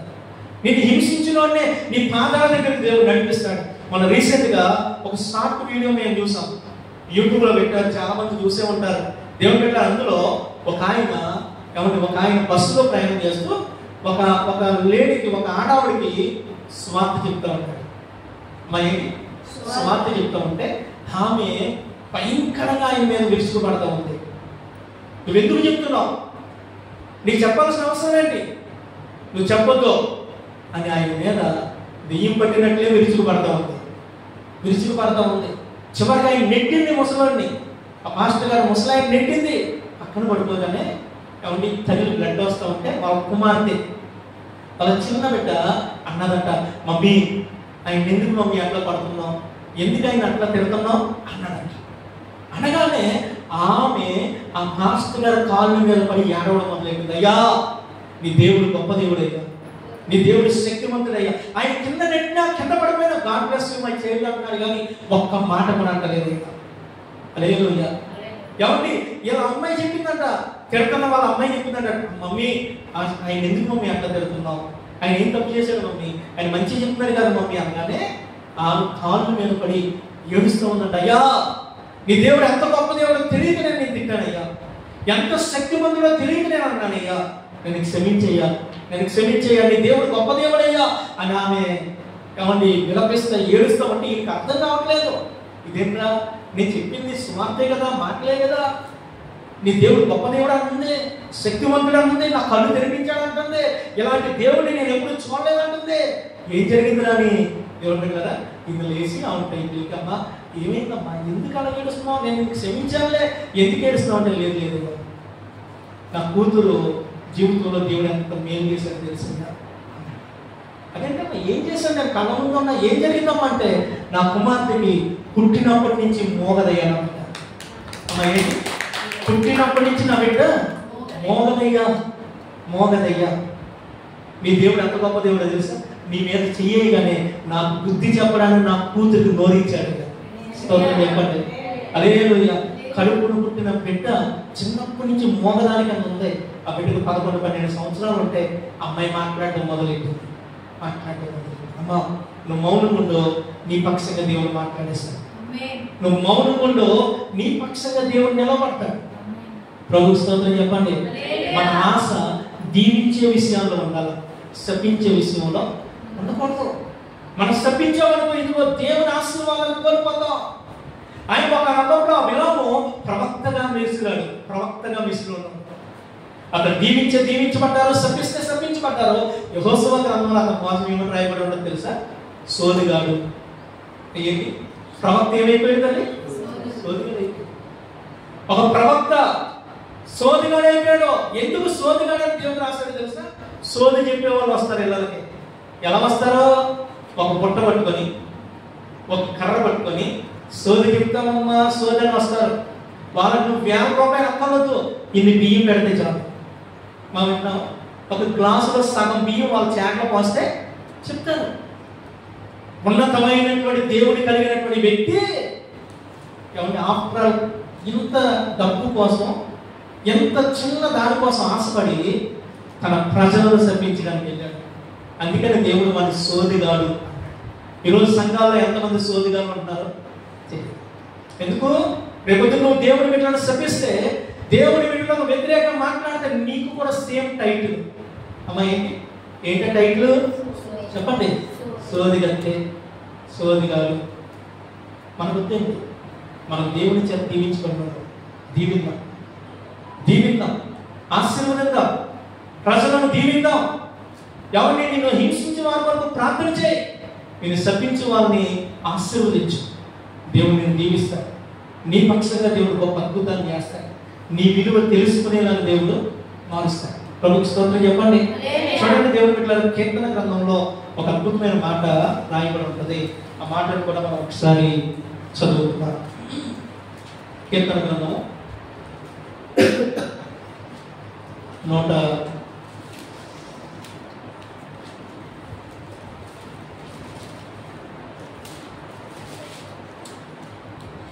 109వ అధ్యాయము 17వ వచనం. శ్రద్ధగానండి. మన కోసం ఇది. హల్లెలూయా, స్తోత్రం చెప్పండి. మన కోసం అంటే ఎవరైతే నోరుకి అదుపులో పెట్టుకుంటలేదో వాళ్ళ కోసం, ఎవరైతే ఒక్కొక్క నోరు ఆడేసుకొని పడిపోతున్నారో వాళ్ళ కోసం. హల్లెలూయా. ప్రతి చిన్నదానికి ఎక్కడ లేని పౌరుషాలు వచ్చేదే చూసావా, వాళ్ళ కొరకు. హల్లెలూయా. రాయబడింది, శపించుట వారికి ప్రీతి కనుక అది వాని మీదికి. అమ్మా ఏంటంట? శపించడం ఇష్టం కొంతమందికి. కొంతమంది అంటారండి, నోటంట బూతు రాకుండా మాట రాదు. అమ్మా విన్నా? నోట బూతు రాకుండా మాట రాని వాళ్ళు ఉంటారు కొంతమంది. వజ్రాలు అన్నమాట వాళ్ళు. ఆనిత్యాలు. క్రైస్తవేమో కూడా ఆనిత్యాలేదు. హల్లెలూయా. దేవుని బిడ్డలారా, వాక్యం చెప్తుంది, శపించడానికి ఇష్టపడ్డాం అనుకో ఆ శాపం నీ మీదకి వస్తుంది. స్తోత్రం చెప్పండి. దీవించుట యందు వారికి ఇష్టము లేదు కనుక అది వారికి దూరంగా పోయింది. స్తోత్రం చెప్పండి. హల్లెలూయా. అమ్మ వింటున్నావా? ప్రభు నిన్ను దీవించడానికి ఏర్పాటు చేసుకున్నాడు. దేవుని ఇష్టమేంటో తెలుసా? నువ్వు దీవించడం దేవుని చిత్తం. దీవించేటప్పుడు నువ్వు ఆశ కలిగి ఉండాలి. దీవించడానికి పరుగులెత్తాలా. ప్రభుకు స్తోత్రం. హల్లెలూయా. శపించడానికి మాత్రం నీ నోరు మెదపడానికి వీలు లేదు. ఎందుకంటే నువ్వు శపించడానికి ఇష్టపడ్డావా, ఆ శాపం నీ నెత్తి మీదకి వస్తుంది. నువ్వు దీవించావా, ఆ దీవెన నీ నెత్తి మీదకి వస్తుంది. ఎందుకో తెలుసండి, మనం అబ్రహాము బిడ్డలం. ప్రభుకు స్తోత్రం చెప్పండి. అబ్రహాము యొక్క వారసులం. హల్లెలూయా. అబ్రహాముకి ఇచ్చిన దీవెన దేవుడు మనకి ఇచ్చాడు. అమ్మా ఎంతమందికి అర్థమవుతుంది? అబ్రహాముకి ఇచ్చిన దీవెన పొందిన వాళ్ళం మనం. ఏంటంటే అబ్రహాం దీవెన ఏంటి గుర్తుందా మీకు? ఏంటి అబ్రహాంకి ఇచ్చిన దీవెన ఏంటి? అబ్రహాం దీవెన ఏంటో తెలుసా? ఆదికాండం 12వ అధ్యాయంలో మొదటి 2 వచనాల్లో ఉంటుంది. ఒకసారి చూడండి. ఆదికాండం 12వ అధ్యాయం మొదటి 2 వచనాలు. యెహోవా నీవు లేచి నీ దేశము నుండి నీ నిన్ను గొప్ప జనముగా చేసి 3వ వచనం చదవండి. 3వ వచనం. నిన్ను ఆశీర్వదించు వారిని ఆశీర్వదించేదను, నిన్ను దూషించు వారిని అమ్మ ఏంటంట? ఇప్పుడు మన అబ్రహాము యొక్క వాగ్దానాన్ని పొందిన వాళ్ళు మనం. అర్థమైందండి? నేను చెప్పినందుకు రాదా వాగ్దానం? అది వాక్యం ఉంది. గలతీయులకు రాసిన పత్రిక 3వ అధ్యాయం. ఇది కూడా చూడండి. గలతీయులకు రాసిన పత్రిక 3వ అధ్యాయము. ఈరోజు నేను అనుకుంటున్నాను, ఈ పగటి కాల ప్రాంతంకి వచ్చిన మీరు ధన్యులు. ప్రభుకు స్తోత్రం చెప్పండి. హల్లెలూయా. గలతీయులకు రాసిన పత్రిక 3వ అధ్యాయము 14వ వచనం, 13-14 వచనం. ఆత్మను గురించిన వాగ్దానము విశ్వాసము వలన మనకు లభించినట్లును ఏంటంటే అబ్రహాము పొందిన ఆశీర్వచనము క్రీస్తు యేసు ద్వారా అన్యజనులకు కలుగుటకై క్రీస్తు మన కోసము శాపమై మనలను ధర్మశాస్త్రం యొక్క శాపము నుండి విమోచించెను. యేసుక్రీస్తు ఎందుకు ఆ సిలువలో చనిపోయాడో తెలుసా? అది అబ్రహాము దీవెన మనకి ఇవ్వడానికి, అబ్రహాము వాగ్దానం మనకి ఇవ్వడానికి. ఆయన చనిపోయాడు, మనకు అబ్రహాముకి ఇచ్చిన వాగ్దానం ఈరోజు మనందరి మీద ఉంది. ప్రభుత్వ స్తోత్రం చెప్పండి. మన ప్రాణాల మీద అబ్రహాముకి ఇచ్చిన వాగ్దానం ఉంది. ఏంటి వాగ్దానం? నేను దీవించిన దేవుడు దీవిస్తాడు. బిడ్డ విన్నావా? అమ్మ విన్నావా? విన్నావండి? నన్ను దీవించిన దేవుడు దీవిస్తాడు. చెప్పుకోండి ఎట్లా? నన్ను దీవించిన దేవుడు దీవిస్తాడు, నన్ను శపించిన వాడిని, నన్ను దూషించిన వాడిని దేవుడు శపిస్తానన్నాడట 3వ వచనంలో. ఆదికాండం 12:3 మనం చదువు. నేను దీవించేవాడిని దీవిస్తాను, నేను దూషించేవాడిని శపిస్తాను. ఈరోజు మనకు తెలియకుండానే కొన్నిసార్లు సంఘంలో కొంతమందికి వ్యతిరేకంగా నీ నోరు తెరవబడింది. సంఘంలో సేవకుల వ్యతిరేకంగా నీ నోరు మాట్లాడవచ్చు. సంఘంలో నీ తోటి వారికి, సంఘస్థులకు వ్యతిరేకంగా మాట్లాడవచ్చు. నువ్వు వారిని ఏదైతే దూషించవో ఆ దోషణ శాపని నేను ఏలుబడి చేస్తూ ఉండొచ్చు. ఎందుకంటే ఇది వాక్యం. ఆకాశం భూమి గతించిపోయినా ఆయన మాట గతించదు. ఆయన మాట గతించదు. ఆయన ఒక్కసారి మాటించాడా, మాట తప్పే దేవుడు. ప్రభుత్వ స్తోత్రం చెప్పండి. ఆయన ఒక్కసారి మాటించాడు, నువ్వు చచ్చిపోయినా నీతో కూడా పని చేయించుకుంటాడు. ఆయన మాట ఇస్తాడు. హల్లెలూయా. మనం మాట ఇచ్చిన, మనం వాగ్దానం పొందుకున్న మనం చనిపోయినా ఆయన వాగ్దానం నెరవేర్చుకొని వదిలిపెట్టడం. స్తోత్రం చెప్పండి. బైబిల్లో ఒక ఆయన ఉన్నాడు, ఆయన పేరు ఎలీసా. ఎవరండి? చెప్పండి చెప్పండి. ఎలీసా 2వ రాజుల గ్రంథంలో ఏలియా గారు ఆయన కల పరిగెడుతూ ఉంటాడు దైవజన్ వెనకాల. దైవజన్ అంటారు, ఆయన నువ్వు నాతో రావద్దురా, నన్ను దేవుడు పిలుస్తున్నాను, నేను ఎప్పుడు వెళ్ళిపోతాను నాకు తెలియదు, దయచేసి నువ్వు ఇక్కడ ఉండిపో అంటే ఎలీసా అంటాడు, అయ్యా యెహోవా జీవం తోడు, నీ జీవం తోడు, నేను విడిచిపెట్టినయ్యా. ప్రభువుకి స్తోత్రం చెప్పండి. హల్లెలూయా.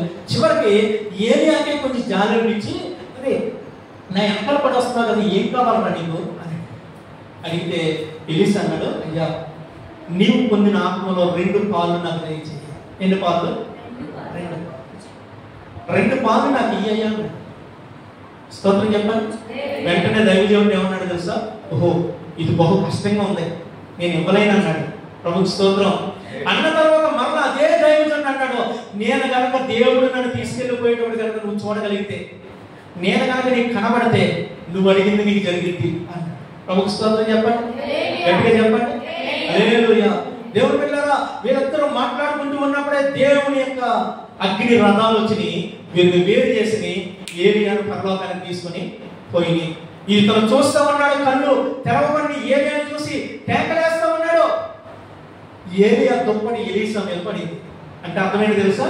అరే నీ ప్రార్థన ఏలియా వినకపోవచ్చు, నీ పాస్టర్ గారు వినకపోవచ్చు, నీ కష్టమును, నీ పరుగును, ఎవరిని నువ్వు చేసిన పరిచర్య, నీ దైవజనులు మర్చిపోయి ఉండొచ్చు, నేను చూస్తున్నాను, నువ్వు అడిగింది నీకు ఇస్తున్నాను అన్నాడు దేవుడు. ప్రభువుకి స్తోత్రం చెప్పండి. హల్లెలూయా. అమ్మ వింటున్నారా? కొన్ని సమయాల్లో నువ్వు ఎంత పరిచర్య చేసిన గుర్తింపు రాకపోవచ్చు, నేను ఎవ్వరు గుర్తించకపోవచ్చు, కానీ దేవుడు గుర్తిస్తున్నాడు. ప్రభువుకి స్తోత్రం చెప్పండి. దేవుడు చూస్తున్నాడు, నీ పరిచర్యను చూసే దేవుడు, నీకు ఫలితం ఇచ్చే దేవుడు. ఎవరి ఏలియాతో దేవుడు అన్నాడు 2 పాలు అభిషేకం దేవుడు ఇచ్చాడు. ఏలియా 7 అద్భుతాలు చేశాడు. ఇప్పుడు ఎలీసా ఏం చేయాలి? 14 చేయాలి. స్తోత్రం చెప్పండి. 7 + 7 14 చేయాలి. ఎలీసా మీరు బైబిల్ చదువుతూ 13 అధ్యాయం 13 ఎవరి అద్భుతాలు చేసి చనిపోయాడు. ఏంటమ్మా? ఎన్ని చేశాడు? 13 చేశాడు, చనిపోయాడు. మరి దేవుని వాగ్దానం నెరవేరిందా?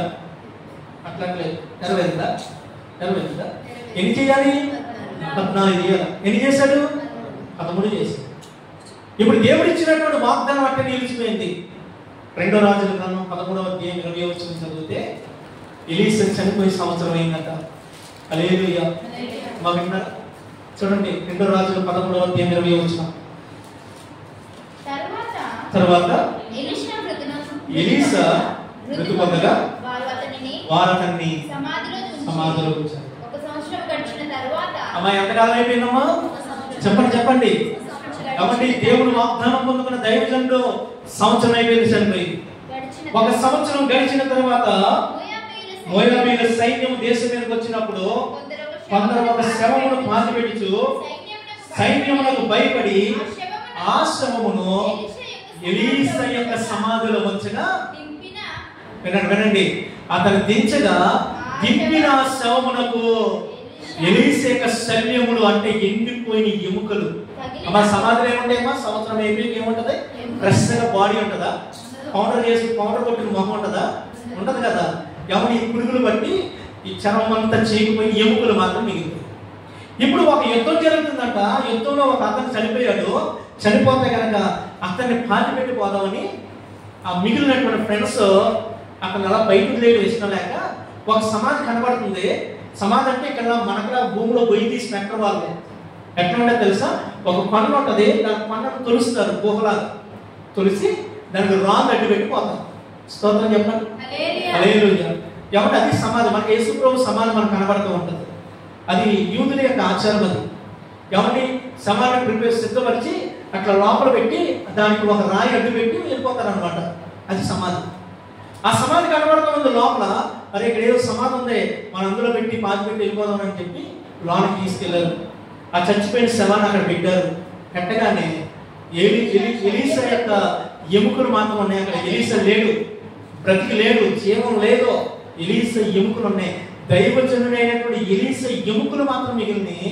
ఇప్పుడు ఆ చచ్చిపోయిన శవానికి ఎలీసా యొక్క ఎముకలు తగలగానే చచ్చిపోయిన లేచి నిలబడ్డాడంట. స్తోత్రం చెప్పండి. అమ్మ ఏంటి? చచ్చిపోయిన శవం దైవజనుడి యొక్క చనిపోయిన తర్వాత ఎముకలు తగలగానే బ్రతికి కాళ్ళు మోపి నిలబడ్డాడు. ప్రభుకి స్తోత్రం చెప్పండి. చూడండి, ఎలీసా చచ్చిపోయే సంవత్సరం అయింది. దేవుడిచ్చిన మాట ఇంకా దేవుడి గుర్తే ఉంది.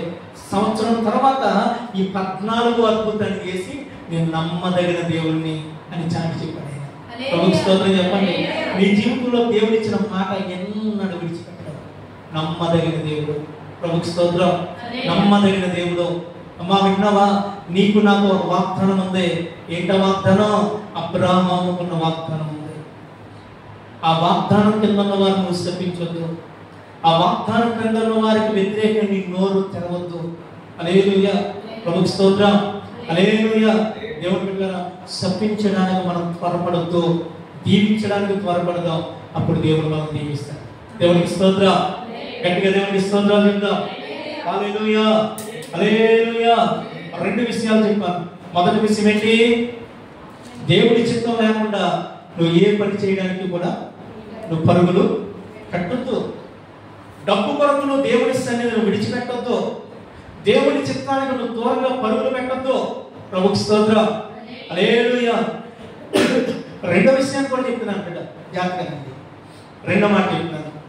ఒకవేళ ఆల్రెడీ నీకు డబ్బు ఉందనుకో, ఆల్రెడీ నీకు దేవుడు జీవించాడు, నీకు బోర్డు ఉంది, నువ్వు తినగా మిగిలేదంత ఉంది. అమ్మ వింటున్నావా? శ్రద్ధగా. నువ్వు తినగా మిగిలేదంత నీకు దేవుడు నిన్ను ఆశీర్వదించాడు, గొప్పగా దీవించాడు. హల్లెలూయా. స్తోత్రం చెప్పండి. హల్లెలూయా. ఇప్పుడు ఆ ధనాన్ని మనం ఏం చేయాలా? ఆ డబ్బుతో మనం ఏం చేయాలా? వాక్యంలో 2 మాటలు నేను జ్ఞాపకం చేస్తాను. కాబట్టి ఒక 2 మాటలు. మత్తయి సువార్త 6వ అధ్యాయం 19వ వచనం నుండి యేసుక్రీస్తు స్వయంగా పండ మీద ప్రసంగంలో చెప్పినటువంటి అద్భుతమైన మాటలు. భూమి మీద మీ కొరకు ధనమును కూర్చుకొనవద్దు. సరే అమ్మ వినండి. సరే కూర్చుకోవద్దు. కూర్చుకోవద్దు అన్నాడు. ఏం చేసాం? కూర్చుకున్నాం. వినండి. వెళ్ళొద్దు అన్నాడు, వెళ్ళాం. కూర్చుకోవద్దు అన్నాడు, కూర్చుకున్నాం. ఏమండి? అయితే ఏంటంటే దానివల్ల ఇక్కడ చిమ్మటయు తుప్పును తినేయును, దొంగల కన్నము వేసి దొంగిలించెదరు. హల్లెలూయా. స్తోత్రం చెప్పండి. ఈ లోకంలో డబ్బు కూర్చుకుంటే ఏమంటే 2 ప్రమాదాలు ఉన్నాయి. ఒకటి, దొంగడు వచ్చి కన్నం వేసి పట్టుకుపోతాడు. నువ్వు ఎంత సంపాదించినా అది నీకు మిగలదు. రెండోది, తుప్పును చిమ్మటయు దాన్ని తినేస్తుంది. హల్లెలూయా. అంటే అర్థం ఏంటి తెలుసా? ఈ తుప్పు చిమ్మట కోసం ఎక్కడ ఉంటుంది అంటే మనకి ఎవరి తుప్పు ఏం తినేస్తుంది? డబ్బును తినేస్తుందా? డబ్బును తింటుందా? మరి ఏం తింటుంది? చూడండి, ఒక మాట యాకోబు రాసిన పత్రిక. మనకి యాకోబు గారు మంచి విషయాలు రాశాడు. ఈరోజు చూడండి, ఎక్కువ శాతం యాకోబు గారి దగ్గరికి వెళ్తున్నాం మనం. హల్లెలూయా. యాకోబు రాసినటువంటి పత్రిక 5వ అధ్యాయం మొదటి వచ్చిన నుంచి చదువుదాం. ఇదిగో ధనవంతులారా, మీ మీదకి వచ్చిన ఉపద్రవములను గురించి ప్రలాపించి ఏడుగుడి. మీ ధనము చెడిపోయేను, మీ వస్త్రములు చిమ్మటలు కొట్టిన వాయను, మీ బంగారమును మీ వెండియు తుప్పు పట్టినవి, వాటి తుప్పు మీ మీద సాక్ష్యముగా ఉండి అగ్ని వలె మీ శరీరములను తినివేయును. అమ్మా, ఆ తుప్పు ఆ చిమ్మట దేన్ని తినేస్తుందంట? అమ్మ, దేన్ని? శరీరాన్ని. దేవుడి చిత్తానికి వ్యతిరేకంగా నువ్వు సంపాదించినటువంటి ధనము నీ శరీరాన్ని తినేస్తుంది. అంటే రోగాల పాలవుతామని దేవుడు ఇండైరెక్ట్గా చెప్పినాడు. కాబట్టి స్తోత్రం చెప్పండి. హల్లెలూయా. యాకోబు గారు మన జాన్ వెస్లీ మాస్టర్ గారు లాగా ఎందుకు అవన్నీ మొహమాటమే. కాబట్టి ఇట్లా చుట్టూ తిరిగి చెప్తూ ఉంటాడు, మిమ్మల్ని బాధ పెట్టకూడదని. స్తోత్రం చెప్పండి. హల్లెలూయా. గట్టిగా చెప్పండి. హల్లెలూయా. పౌలు గారేమో దేవుడు పెట్టారా, కాబట్టి పౌలు గారు చెప్పినటువంటి మాటలేమో కొంచెం కఠినంగా ఉంటాయి. హల్లెలూయా. స్తోత్రం చెప్పండి. ఏమంటున్నాడు? అరే, మీ శరీరం తుప్పు తినేస్తారా అన్నాడు. అంటే దేవుని చిత్తానికి వ్యతిరేకంగా సంపాదించమాకండ్రా, మంచాలు బట్టి పోతారా అన్నాడు. స్తోత్రం చెప్పండి. హల్లెలూయా. మరి ఏం చేయాలయ్యా? ఆల్రెడీ మేము సంపాదించేసుకున్నామండి, మేము సంపాదించాం, మరి ఏం చేయమంటారు అంటే ఇక్కడ రాస్తూ ఉన్నాడు, యేసు ప్రభు చెప్తూ ఉన్నాడు 20వ వచనంలో, మత్తయి సువార్త 6:20లో, పరలోకమును మీ కొరకు ధనమును కూర్చుకోనండి. అమ్మ, ఎక్కడ కూర్చుకోండి? ఎక్కడమ్మా? పరలోకంలో. హల్లెలూయా. ఇప్పుడు ఈ ప్రార్థన అయిపోగానే మీరు జాన్ వెస్లీ పాస్టర్ గారి దగ్గరికి వెళ్ళి, సార్ మా పరలోకంలో ఒక అకౌంట్ ఇవ్వండి, ఆయన ఇవ్వలేడు. మా విన్నారా? పరలోకంలో అకౌంట్ కావాలంటే ఎవరు ఇస్తారు చెప్పండి? దేవుడు ఈ పాస్టర్ గారు ఇస్తారా? లేదు. మనందరికి ఆల్రెడీ పరలోకంలో ఒక అకౌంట్ ఉంది. శ్రద్ధగానండి. పరలోకంలో అకౌంట్ ఉంది. ఏంటండి అకౌంట్? పరలోకంలోని అకౌంట్ ఏంటి? కాబట్టి పరలోకంలోని అకౌంట్ ఏంటి? నీ ధనమును ఇక్కడ నువ్వు దేవుని కొరకు ఖర్చు పెడుతున్నట్లయితే అది పరలోకంలో జమ చేయబడుతూ ఉంటుంది. స్తోత్రం చెప్పండి. ఎంతమందికి అర్థమవుతుంది? నీకు దేవుడు ఇచ్చిన ధనాన్ని ఇక్కడ నువ్వు దేవుడి కోసం ఖర్చు పెట్టాలి, సువార్త కొరకు ఖర్చు పెట్టాలి, దేవుడి సేవకుల కొరకు, సంఘం కొరకు ఖర్చు పెట్టాలి. అక్కడ దేవుడి పని చేయడానికి నువ్వు ఎప్పుడైతే ఖర్చు పెడతావో నీ ధనం డైరెక్ట్గా పరలోకంలో ఉన్నటువంటి అకౌంట్లో జమ చేయబడుతుంది. హల్లెలూయా. అయ్యారు మీకు మీరు నన్ను వచ్చిన ప్రశ్న వేయొచ్చు, ఏమంటే అక్కడ ఎందుకు దాచుకోవాలండి, ఇక్కడ ఎందుకు దాచుకోకూడదు, మనం అక్కడే ఎందుకు దాచుకోవాలి అంటే యేసు ప్రభు చెప్తూ ఉన్నాడు ఇక్కడ. కాబట్టి చూడండి 21వ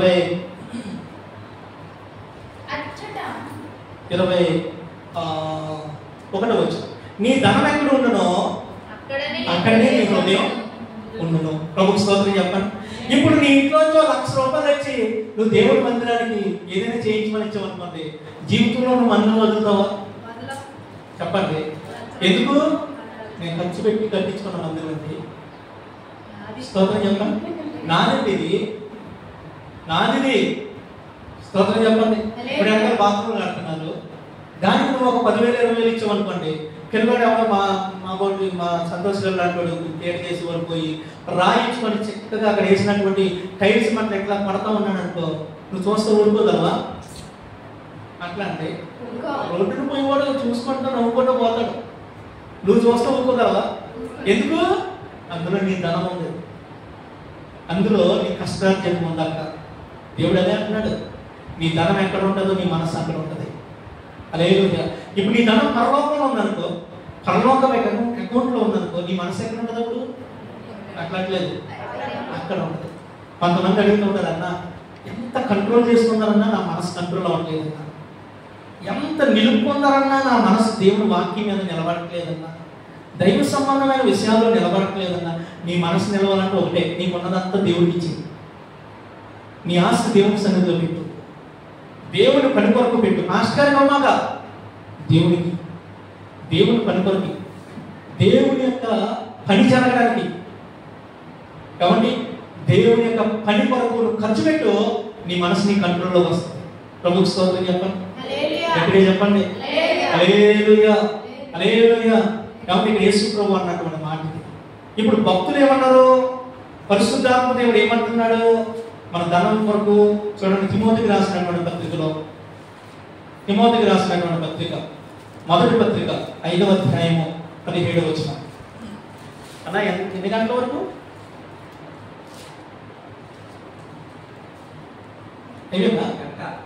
గంట, ఇంకా గంట లేకపోతే ఇప్పుడుతో గంట, ఇప్పుడుతో గంట. హల్లెలూయా. మరి ఇంకా వాక్యం చెప్పలేదు. ప్రభు స్తోత్రం చెప్పండి. హల్లెలూయా. దేవుడి గారు చూద్దాం. బాగుగా పాలన చేయు పెద్దలను. మొదటి తిమోతి పత్రిక 6వ అధ్యాయము 17వ వచనం చదువు. ఇహమందు ధనవంతులైన వారు, అమ్మ, ఇహమందు ధనవంతులైన వారు గర్విష్ఠులు కాకుండా. అమ్మ, ఏముండకూడదంట? ఈరోజు మనకు కొద్దిగా ఒక డబ్బు ఉందనుకోండి, కళ్ళు నెత్తి మీద దిగుతూ ఉంటాయి. గర్వం. లేనోడನ್ನು చూస్తే గర్వం. లేదు, ఈ లోకంలో నీకు ధనం ఉందా? గర్వం రాను మాక. ఎందుకో తెలుసా? యేసుప్రభు అంటాడు, ఏమండి, ఓ కపెర్నహూమా, నువ్వు ఆకాశం అంత ఎత్తుకు హెచ్చింపబడదని అనుకుంటున్నావా? పాతాళం అంత లోతుకు దుక్కేస్తానన్నాడు. స్తోత్రం చెప్పండి. నువ్వు ఆకాశం అంత ఎత్తుకు గర్విస్తున్నావా? పాతాళంలోకి నిన్ను తొక్కేస్తానన్నాడు. అంటే గర్వం నిన్ను ఏం చేస్తుందంటే అక్కడ ఉండాల్సి నిన్ను ఇక్కడ పడేస్తుంది కింద. స్తోత్రం చెప్పండి. కాబట్టి నీకు ఎంత ఉన్నా, ఒకవేళ నీకు డబ్బు ఉంది, డబ్బు అనే గర్వం నీలో ఉండకూడదు. మంచి బ్రతుకు ఉంది, మంచి కుటుంబం ఉంది, గొడవలు జరిగే కుటుంబాలను చూసి మనం గర్వపడకూడదు, జాలి పడాలి. హల్లెలూయా. స్తోత్రం చెప్పండి. మంచి పిల్లలు ఉన్నారు, పిల్లలు లేని వాళ్ళని చూసి నోటికి వచ్చిందల్లా మాట్లాడకూడదు. దేవుడు పెట్టారా? అదో రకమైన గర్వం. కొంతమందిలో ఆత్మీయ గర్వం ఉంటుంది. అమ్మ, ఏం గర్వం? చెప్పండి చెప్పండి. ఆత్మీయ గర్వం. ఇప్పుడు వాక్యం బాగా చెప్పగలుగుతున్నాడు అనుకోండి, ఏ నాలుగెవరు చెప్పలేదురా అనే గర్వం. పాటలు బాగా పాడుతున్నాడు అనుకోండి, పాడలేని వాళ్ళని చూసి ఒక రకమైన గర్వం. హల్లెలూయా. ఇప్పుడు లోపల ఎవరైనా ఇక్కడ నిలబడి మంచిగా స్కేల్లో పాట పాడకపోయినా, టెంపోలో పాట పాడకపోయినా, అహంగారు లోపల నవ్వేసుకుంటూ ఏ నాలా పాడేవాడు ఇక్కడ ఎవడో లేడని కారణంగా వేస్తుంటుంది. అది గర్వం, అది ఉండకూడదు. హల్లెలూయా. సరే, దేవుని పిల్లలు టాపిక్ డైవర్ట్ అవుద్దాము. ఇక్కడ వాక్యం రాయబడింది, ఎవరి యెహోవాను ధనవంతులైన వారు గర్విష్ఠులు కాకుండా, అస్థిరమైన ధనమును నమ్మిక ఎంచకుండా, సుఖముగా అనుభవించుటకు సమస్తమును మనకు ధారాళముగా దయచేయు దేవుని యందే నమ్మికించుడని ఆజ్ఞాపించుము. హల్లెలూయా. స్తోత్రం చెప్పండి. మన డబ్బు మీద నమ్మకం పెట్టుకోకూడదు, ధనం మీద నమ్మకం పెట్టుకోకూడదు. ఎందుకు తెలుసా? దేవుని బిడ్డ, నువ్వు తల్లి గర్భం నుంచి దిగంబరగా వచ్చావు, ఏమీ లేనోడి కింద వచ్చావు, చనిపోతే ఏమీ లేనోడి కిందే. ప్రభు స్తోత్రం చెప్పండి.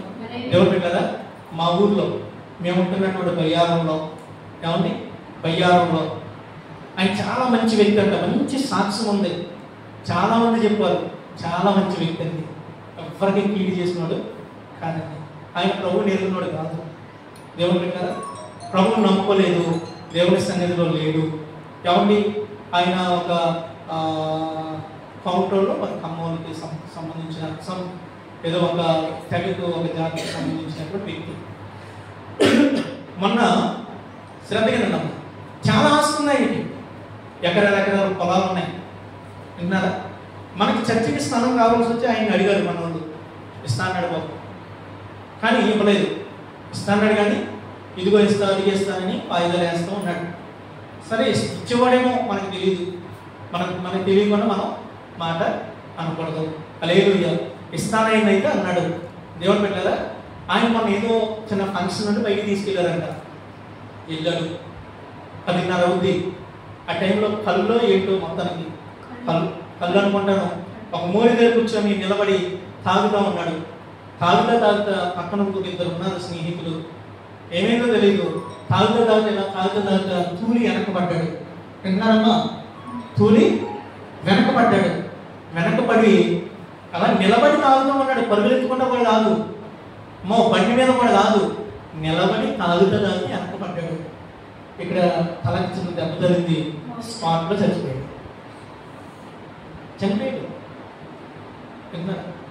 ఆస్తి కూడా ఉంది, కుటుంబం ఉంది, పిల్లలు ఉన్నారు. హల్లెలూయా. లేని వాళ్ళు ఒకటే, ప్రభు లేడు, దేవుడు లేడు. స్తోత్రం చెప్పండి. హల్లెలూయా. ఆస్తి ఉందండి, ఆస్తి ఉంది, కాపాడిందా? అట్లట్లేదు, కాపాడింది. దేవుడు అంటాడు, కాబట్టి ఈ లోకమందు ధనమును నమ్మకం ఉంచొద్దు, అది అస్థిరమైంది. చనిపోయాడు, ఎలా పట్టుకెళ్ళారంటారు? ఒంటి మీద మొత్తాడు కూడా ఉంచుతారమ్మా? ఉంచరు. అంత ఆస్తి ఉంది. వెళ్ళింది ఆస్తి? వెళ్ళిందండి తప్ప. అయ్యయ్యో మా ఆయన బాబు వ్యాపారం చేసి చాలా సంపాదించాడు కదని ₹1,00,000 ఆ కట్టిలో ఖాళీ చిక్కులో వేసి ఉంటారంటవా? ఎందుకండి మన ఊర్లోనే అమ్మా, మన ఊర్లోనే కరోనా వచ్చి చచ్చిపోయాడు ఒక ఆయన. దగ్గరికి పోనవలేదు, ఏళ్ళు ఉంగరాలు ఉన్నాయి, జేబులు ₹25,000 డబ్బు ఉంది. ఉందా లేదా? ఏంటి విచిత్రంగా చూస్తున్నారు? విచిత్రంగా చూస్తున్నారు ఏందమ్మా? కరోనా తీసుకుంటాను దగ్గరికి వెళ్ళడం లేదు, డాక్టర్లో చచ్చిపోయాడు. చచ్చిపోయినటువంటి 6 నెలల్లో 8 నెలలకు మళ్ళీ సమాధి తవ్వి అవన్నీ చక్కగా చేతుకున్న బంగారు పొంగురాలు తీసుకున్నారు, డబ్బులు తీసుకున్నారు. కానీ ఎంత పనికి వచ్చినాయి, అంత పాడేమియో కనీసం ఉంచారా? అదే పోలేనా మా ఆయన కష్టపడి కొనుక్కున్నాడు, లేకపోతే నా కొడుకు కష్టపడి ఉంచారమ్మా? మాట్లాడేంటండి? ఉంచరు. వాస్తవానికి ఏంటంటే చచ్చిపోయినటువంటి సమాధిని తవ్వితే వాళ్ళకి స్థితి ఉండదో, అనే గతి ఉండదో అనేటటువంటిది వారి యొక్క ఎవరి మత సిద్ధాంతాలు ఉన్నప్పటికీ డబ్బు కోసం తవ్వరు. డబ్బు కోసం చచ్చినోడు ఎట్టబోదు, మాకు ఇక్కడ మా డబ్బు మాకుందా? ఈ లోకం తీరదు పెట్టారు. ఈ లోకంలో డబ్బు మీద మనం నమ్మకం పెట్టకూడదు. మరి ఏం చేయాలండి? ఆజ్ఞాయబడి కింద వచనంలో 18వ వచనం, వారు అనగా ఎవరో ఈ లోకంలో ధనవంతులైన వారు వాస్తవమైన జీవం. అమ్మా, ఇది వాస్తవం కాదు, ఇది అవాస్తవం, అబద్ధం. ఇది స్తోత్రం చెప్పండి. ఇక్కడ నువ్వు ఎక్కువ కాలం బ్రతకలేవు. ఇది వాస్తవమైన కాదు. వాస్తవానికి నిజానికి తేడా ఉంది. జాగ్రత్తగా అండి. వాస్తవం అంటే ఏంటి, నిజం అంటే ఏంటి? రెండు ఒకటేనా? చదువుకున్న పిల్లలు ఉన్నారు, చెప్పాలి. వాస్తవము నిజము రెండు ఒకటేనా? చెప్పండి అమ్మా. వాస్తవము నిజము అంటట్లేదు, రెండు ఒకటేనా? నిజము సత్యము వేరు కానీ నిజము వాస్తవం. హల్లెలూయా. జాగ్రత్తగా వెరీ గుడ్. నిజము సత్యము వేరు. హల్లెలూయా. శ్రద్ధగానండి. వాస్తవమైన జీవం అంటే ఇది వాస్తవమైనది కాదు, ఇది శాశ్వతమైనది కాదు, ఇది నమ్మదగినది కాదు. వాస్తవమైన జీవం అంటే పరలోకం. వాస్తవమైన జీవమును సంపాదించుకునేటప్పుడు రాబో కాలమునకు మంచి పునాది తమ కొరకు వేసుకొనిచు. అమ్మా, రాబోయే కాలం నువ్వు చనిపోయిన తర్వాత అసలాట మొదలవుతుంది. అప్పుడు హల్లెలూయా, స్తోత్రం చెప్పండి. హల్లెలూయా. అప్పుడప్పుడు ఆటోల్లోని అక్కడికి ఎక్కినప్పుడు ఒక పాట వినపడుతూ ఉంటుంది. ఏంటో పాట? సినిమా చూపిస్తామా అంటూ ఉంటుంది. అవును, ఏంటి? సినిమా చూపిస్తాడంట. ఈ లోకంలో ఎవరు చూపించండి నీకు సినిమా, చచ్చినాక అసలు సినిమా చూపిస్తాడు యేసు ప్రభు. స్తోత్రం చెప్పండి. అమ్మా, విన్నావా? ఈ లోకంలో చూసేది నిజమైన సినిమా కాదు, అది చచ్చిన తర్వాత చూపిస్తాడు నీకు అసలు సినిమా. హల్లెలూయా. ఏంటి? రాబోయే కాలాన్ని నువ్వు మంచి పునాది వేసుకోగలిగితే అప్పుడు వెళ్తావు నిజమైనటువంటి జీవంలోనికి. ఈరోజు బ్రతికొండగానే నువ్వు చనిపోయిన తర్వాత జీవితానికి ఇక్కడ నువ్వు పునాది వేసుకోవాలి. మరణం తర్వాత జీవితానికి ఇక్కడ పునాది వేసుకోవాలి. ప్రభుకి స్తోత్రం. హల్లెలూయా. గట్టిగా దేవునికి స్తోత్రం చెప్దామా? హల్లెలూయా. దేవుని బిడ్డలారా, ఇక్కడ రాయబడినటువంటి మాట. అందుకే అమ్మా, ఆత్మ సంబంధమైన విషయాల్లో ఆశ ఉండాలి. ఏంటి ఆశ? ఈరోజు నీకు ధనం ఉందా? నీ ధనము దేవుడి పని కొరకు ఉపయోగించడానికి ఆశపడాలి. నీ ధనాన్ని దేవుడి పనిలో ఉపయోగించే విధంగా నువ్వు ముందుకు వెళ్ళాలి. హల్లెలూయా. కాబట్టి ఇక్కడ అంటాడు, చూడండి, కొంచెం ముందుకు చదువుదాం. మంచి పునాది వేసుకోవచ్చు. మేలు చేయవారును, సక్రియలు అను ధనము గలవారును, ఔదార్యము గలవారును, తమ ధనములో ఇతరులకు పాలించు వారిని ఉండవలనని వారికి ఆజ్ఞాపించుము. హల్లెలూయా. మన డబ్బుతో ఇక్కడ మనం మంచి పనులు చేయాలంట. మంచి పనులు చేయాలి. ప్రభుకి స్తోత్రం. ఎందుకు చేయాలండి? అమ్మా, ఇక్కడ నీకున్న డబ్బుతో నువ్వు ఇక్కడ మంచి పనులు ఎందుకు చేయాలి? ఎందుకంటే నువ్వు చచ్చిపోయిన తర్వాత నీ వెనకాల వచ్చి 2 శ్రద్ధగానండి, 2 చూడండి. 5వ అధ్యాయంలో మాట రాయబడి ఉంటుంది, 24వ వచనం. కొందరు పాపములు తేటగా బయలుపడి న్యాయం తీర్పుకు ముందుగా నడుచున్నవి, మరికొందరు పాపములో వారి వెంట ఏమవుతున్నాయంటమ్మా? చెప్పండి. పాపాలు. ఈ లోకంలో నువ్వు చేసిన పాపం నీకన్నా ముందు పరిగెడుతుందంట చచ్చిపోయిన తర్వాత. హల్లెలూయా. స్తోత్రం చెప్పండి. కాబట్టి కొందరు మంచి పనులు తేటగా బయలుపరుచున్నాయంట. స్తోత్రం చెప్పండి. 25 వచ్చిన అటువలే మంచి కార్యములు తేటగా బయలుపడుచున్నవి, బయలుపడవని దాచిపడనేవు. ప్రభుకు స్తోత్రం. నువ్వు చేసిన మంచి ఎంత బయటకు వస్తుంది, నువ్వు చేసిన పాపం ఎంత బయటకు వస్తుంది. నువ్వు చేసిన మంచి ఎక్కువ ఉండాలా, పాపం తక్కువ ఉండాలా. నువ్వు చేసిన కార్యాలు ఎక్కువ ఉండాలా. ఎవరిని దేవుడు చెప్తున్నాడు, ఈ లోకంలో నీకు ధనం కలిగి ఉంటే నీ ధనంతో మంచి కార్యాలు చేయి, మంచి పనులు చేయి, మంచి స్థలంలో విత్తు.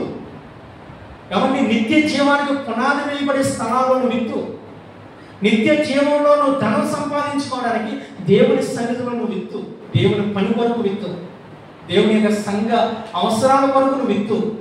దేవుడు ఆ ధనమును పరలోకంలో నీ కొరకు దాచిపెడతాడు. నువ్వు చేసిన మంచి నీకు ముందుగా నడుస్తుంది. ప్రభువుకి స్తోత్రం. హల్లెలూయా. అందుకే దేవుని బిడ్డలారా, రెండు మాటలు చెప్పారు. కాబట్టి ఆసక్తి విషయంలో మాంద్యులుగా ఉండొద్దు అనే దాంట్లో సుమారుగా 17-18 మాటలు ఉన్నాయి. అమ్మ ఏమి 18 మాటలు ఉన్నాయి. ఆస్తి కదా చాలా. హల్లెలూయా. స్తోత్రం చెప్పండి. దేవుని బిడ్డలారా, రెండు విషయాలు చెప్పుకున్నాం. మొదటిది ఏంటి? ప్రభు చిత్తమైతే ఇది చేద్దాం, అది చేద్దాం అనే విధంగా మన ఆశ ఉండాలి. హల్లెలూయా. ప్రభు స్తోత్రం చెప్పండి. దేవుని చిత్తాన్ని పక్కన పెట్టి సంపాదించే డబ్బు మీద మనం ఆశ పెట్టుకోకూడదు. ఎందుకంటే ధనం ఈ రోజు వస్తుంది, రేపు పొద్దున పోతే, పోయిన సమయం మళ్ళీ రాదు. ఇదిగో ఇప్పుడు జరిగిన ప్రాంతం మళ్ళీ జరిగిందంటవా? అట్లా జరిగిందంటవా? పోగొట్టుకున్న వాళ్ళు ఈ దీవెన పొందగలరంటవా? ఒకవేళ ఈ రోజు కూలిపోతే రేపు సంపాదించవచ్చు దాన్ని. వింటారా? ఈ రోజు కూలిపోతే రేపు మళ్ళా సంపాదించుకోవచ్చు. మరి ఈ దీవెన నువ్వు రేపు సంపాదించగలవా? ఈ ఆశీర్వాదం నువ్వు రేపు సంపాదించగలవా? ప్రభువుకి స్తోత్రం చెప్పండి. హల్లెలూయా. అది మొదటి విషయం. రెండోది, ఒకవేళ ఎప్పటికే నీ దగ్గర ప్రభువు నేను ప్రేమించి దీవించి అతి విస్తారంగా నీకు ఇచ్చుంటే, దేవుని బిడ్డలారా, నువ్వు ఇవ్వగలిగినటువంటి స్థితిలో నువ్వు ఉంటే నీ ధనంతో రాబోయే కాలానికి ఒక మంచి పునాది వేసుకో. అలాంటి ఆశ కలిగి ఉండు. అట్లాంటి ఆశతో నువ్వు బ్రతుకు. దేవుని సంఘంలో ఉన్నటువంటి అవసరాలు ఏంటో నువ్వు చూడు. నీ ధనాన్ని అక్కడ పెట్టుబడిగా పెట్టు. నీ ధనాన్ని దేవుని సంఘంలో ఉపయోగించు. దేవుని దీవిస్తాడు, ఆశీర్వదిస్తాడు. హల్లెలూయా. రెండోది, దేవుని బిడ్డలారా, మన ఆసక్తి ఇతరులను దీవించే విషయంలో ఉండాలి. ఎలా ఉండాలమ్మా? దీవించే విషయంలో ఉండాలి. శపించడానికి ఉండకూడదు. శపిస్తే ఆ శాపం నీ నెత్తి మీదకి వస్తుంది. నువ్వు దీవించి చూడు, నీ పక్షంగా దేవుడు అద్భుతాలు జరిగిస్తాడు. నీ పక్షంగా దేవుడు గొప్ప కార్యాలు జరిగిస్తాడు. హల్లెలూయా. ప్రభువుకి స్తోత్రం చెప్పండి. హల్లెలూయా. అప్పుడు దాకా కింద ఉన్న ఎవరిని ప్రభు మిమ్మల్ని సిలువలో వేలాడుతుంటే కింద ఉన్న దొంగలందరూ కూడా దూషించారు. నువ్వు నిజంగా దేవుని కుమారుడు అయితే కిందకి దిగు అన్నారు. లేదు మాట్లాడలేదు అన్నారు. నువ్వు కిందకి దిగురా, అప్పుడు నువ్వు దేవుడు అని నమ్ముతావు అన్నారు. మరి ప్రభు దూషించాడా? ప్రభా ఇలా గుడ్డోలు అయిపోయింది కాక అన్నాడా? ప్రభా ఇలా దూషిస్తున్నారు, వీళ్ళకి నా శక్తి తెలియాలని ఎవరి సిలువలో ఉండి వీళ్ళ మీదకి ఆకాశం నుంచి పిడుగులు పడాలి, వడగండ్ల పడాలన్నాడా? అన్నా. తండ్రి వీళ్ళు ఏం చేస్తున్నారు? ఎందుకయ్యా మీరు క్షమించయ్యా అన్నాడు. ఆ మాట అన్న తర్వాత, ఆ మాట అన్న ఎగ్జాంపుల్ 1 గంట తర్వాత ఒక ఆయన వచ్చి, అరే వీడు బతికాడా సచ్చాడో చూద్దామని ప్రక్కలో బల్లెంతో పొడిచాడంట. స్తోత్రం చెప్పండి. హల్లెలూయా. మా విన్నారా? శ్రద్ధగా ప్రక్కలో బల్లెంతో పొడిచాడంట. బల్లెంతో కొడితే ఆ బల్లెము ఈ ప్రక్కలో నుంచి గుండెలోకి వెళ్ళి అందులో వాటర్తో సహా ఆ మిగిలినటువంటి బ్లడ్ వాటర్ కింద కాగి. ఇంకో మాట చెప్తున్నాను, జోసియస్ ఫ్లేవియర్ అనేటటువంటి యూదుల చరిత్రకారుడు ఒక పుస్తకంలో రాశాడు దీని గురించి. యేసుక్రీస్తు చనిపోయినటువంటి 50 సంవత్సరాలకి బుక్ రాయబడింది. జాగ్రత్తగా వినాలమ్మా. ఎప్పుడు? యేసుక్రీస్తు చనిపోయిన 50 సంవత్సరాలకి. హల్లెలూయా. హల్లెలూయా. యూదుల యొక్క ఎవరిని చరిత్రకారుడు రాసినటువంటి పుస్తకంలో యేసు ప్రభువును బల్లెంతో పొడిచినటువంటి వ్యక్తి అంట, మా ప్రభువును బల్లెంతో పొడిచినటువంటి వ్యక్తి ఒక కన్ను వాడికి కనబడదంట. గుడ్డోడంట, గుడ్డు వ్యక్తి. ఆ వ్యక్తి పేరు కూడా ఉందండి. నేను మీకు చెప్తా, అవసరమైతే సాయంత్రం ప్రాంతంలో చెప్తాను ఆ వ్యక్తి పేరు. హల్లెలూయా. ఆ గుడ్డు వ్యక్తి యేసు ప్రభువును పొడిచినప్పుడు ప్రభువు యొక్క ఆ యొక్క గుండెలో ఉన్నటువంటి రక్తము నీళ్లు పైనుంచి కాలి అతని కన్ను మీద పడి అతని కన్ను తెరవబడిందంట. స్తోత్రం చెప్పండి. హల్లెలూయా. అతని కన్ను తెరవబడింది. అక్కడికక్కడే మోకాలు వేసి ఆ వ్యక్తి ప్రభువుని అంగీకరించాడు. తర్వాత కాలంలో గొప్ప సేవ చేశాడంట వ్యక్తి. ప్రభువుకి స్తోత్రం. గట్టిగా చెప్పండి. హల్లెలూయా. ఈరోజు నువ్వు శపించకూడదు, దీవించాలా. నువ్వు దీవిస్తే నీ కొరకు ఆ వ్యక్తి పట్టబడతాడు, నీ కొరకు ఆ వ్యక్తి నీ కాళ్ళ దగ్గరికి వస్తాడు. ఎవరిని నువ్వు ఏమని దీవిస్తున్నావో ఆ దీవెన అత్యధికంగా నీ మీదకి వస్తుంది. ప్రభు నిన్ను ఆశీర్వదిస్తాడు. కాబట్టి సంఘంలో కానీ సంఘానికి బయట కానీ మనం శపించే వారు ఉండకూడదు, దూషించే వారు ఉండకూడదు. మరొక మాట చెప్తున్నాను, నీ మాటలు జాగ్రత్తగా. ప్రభుకి స్తోత్రం. ఎందుకు తెలుసా? మాటలు సరిగా ఉండకపోతే నీ భక్తంతా వ్యర్థమే. వ్యర్థం అంటే ఏంటమ్మా? వ్యర్థం అంటే ఏంటి? వ్యర్థం అంటే చెప్పట్లేదు. పొద్దున్నే తడి చెత్త పొడి చెత్త అంటారు కదా, లేదు. కాబట్టి తడి చెత్త పొడి చెత్త. నీ భక్తి తడి చెత్త పొడి చెత్త, మొత్తానికి ఏదో చెత్త వచ్చి పట్టుకుని పోవడం తప్ప ఎందుకు పనికిరాదు. అలేలుగా. కాబట్టి యాకోబు గారు మంచి విషయాలు రాశాడు, అది కూడా ఒకసారి చదవాలంటే చదవండి. పదవి ముగించుకుందాం. మొదటి అధ్యాయం 26 వచనాన్ని ఒకసారి చదువుదాం. మొదటి అధ్యాయం, యాకోబు రాసిన మొదటి అధ్యాయం. ఎవడైనను నోటికి కళ్ళము పెట్టుకొనక. ఏంటంట అమ్మా? ఏంటి నోటికి? ఎవడైనను అంటే అర్థం ఏంటమ్మా? ఎవడైనా అంటే అర్థం ఏంటి? ఏమండి? పాస్టర్ గారైనా, విశ్వాస అయినా, డబ్బున్నోడైనా, లేనోడైనా, భారతదేశం వాడైనా, అమెరికా వాడైనా, వాడు ఎవడైనా నోటికి కళ్ళు పెట్టుకోకుండా. కళ్ళు అంటే ఏంటి తల్లి? కళ్ళు అంటే ఏంటి? అవును, గొల్లం మన ఇంట్లో ఉండదు కదా. కాబట్టి కళ్ళు అంటే ఈ గుర్రాలకి ఇట్లా మూసేస్తూ ఉంటారు, అవునా? పుట్టు. ఎవరి అది నోరు తెరవకుండా. ఎవడైనా నోటికి కళ్ళు పెట్టుకొనక తన హృదయమును మోసపరుచుకొనుచు నేను భక్తి గలవాడను అనుకుని ఎడల వారి భక్తి ఏంటంటే భక్తి. నీ భక్తి అంతా వ్యర్థమైపోయేలా చేసేదేంటి తెలుసా? ఇంటికి వెళ్ళాక నువ్వు పలికి ఒక్క మాట. ఇక్కడ 2 గంటల ప్రార్థన చేస్తున్నావు, దేవుడేమో నా కుమార్తె సాయంత్రం రాగానే చెక్కి మీద సంతకం పెట్టి ఇవ్వాలనుకుంటాడు దేవుడు. ఇంటికి వెళ్ళగానే ఏమంటావు? మీ ఆయన మీద అమ్మ సురుసురులాడతావు. పక్కింటో లేదన్నారని ఇది కూడా సురుసురులాడుతుంది. అయిపోయింది ఇది. హల్లెలూయా. పక్కింటో లేదు అన్నారని వాళ్ళ మీద అంటావు. ఒక్క మాట ఏం చేస్తుందంట? నీ భక్తిని చెప్పండి వ్యర్థంగా మార్చేస్తుంది. కాబట్టి బిడ్డ, నోటి మాట జాగ్రత్త. మాట్లాడే ముందు ఆచి తూచి మాట్లాడు. ప్రభుత్వ స్తోత్రం చెప్పండి. 2 విషయాలు నేర్చుకున్నాం. ఒకటి, నీ ధనం విషయంలో జాగ్రత్తగా ఉండు, ఆశతో ఉండు. నీకు ఇచ్చిన దాన్ని ప్రభువుకి ఇవ్వడంలో ఆశతో ఉండు.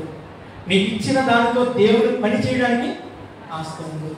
రెండవది, శపించడానికి కాదు, దీవించడానికి పరిగెత్తు. నాశనం కోరి కాదు, ఇతరుల బాగు కోరి నువ్వు పనిచేయి. నువ్వు దీవించబడతావు, ఆశీర్వదించబడతావు. అటు కృప దేవుడు దయచేయను గాక. హల్లెలూయా. అందరు కళ్ళు మూసుకుందాం, ప్రార్థన చేసుకుందాం. ముగించట్లేదు ఏమైనా చూసారమ్మా? మీ మైక్ మీ మాట ఏంటుంది, నా గొర్రెలు నా మాట ఏంటి అన్నట్టు అమ్మా మీ చర్చిలో మైక్ మీ మాట ఏంటండి. హల్లెలూయా. అందరు కళ్ళు మూసుకుంటే ప్రార్థన చేసుకుందాం.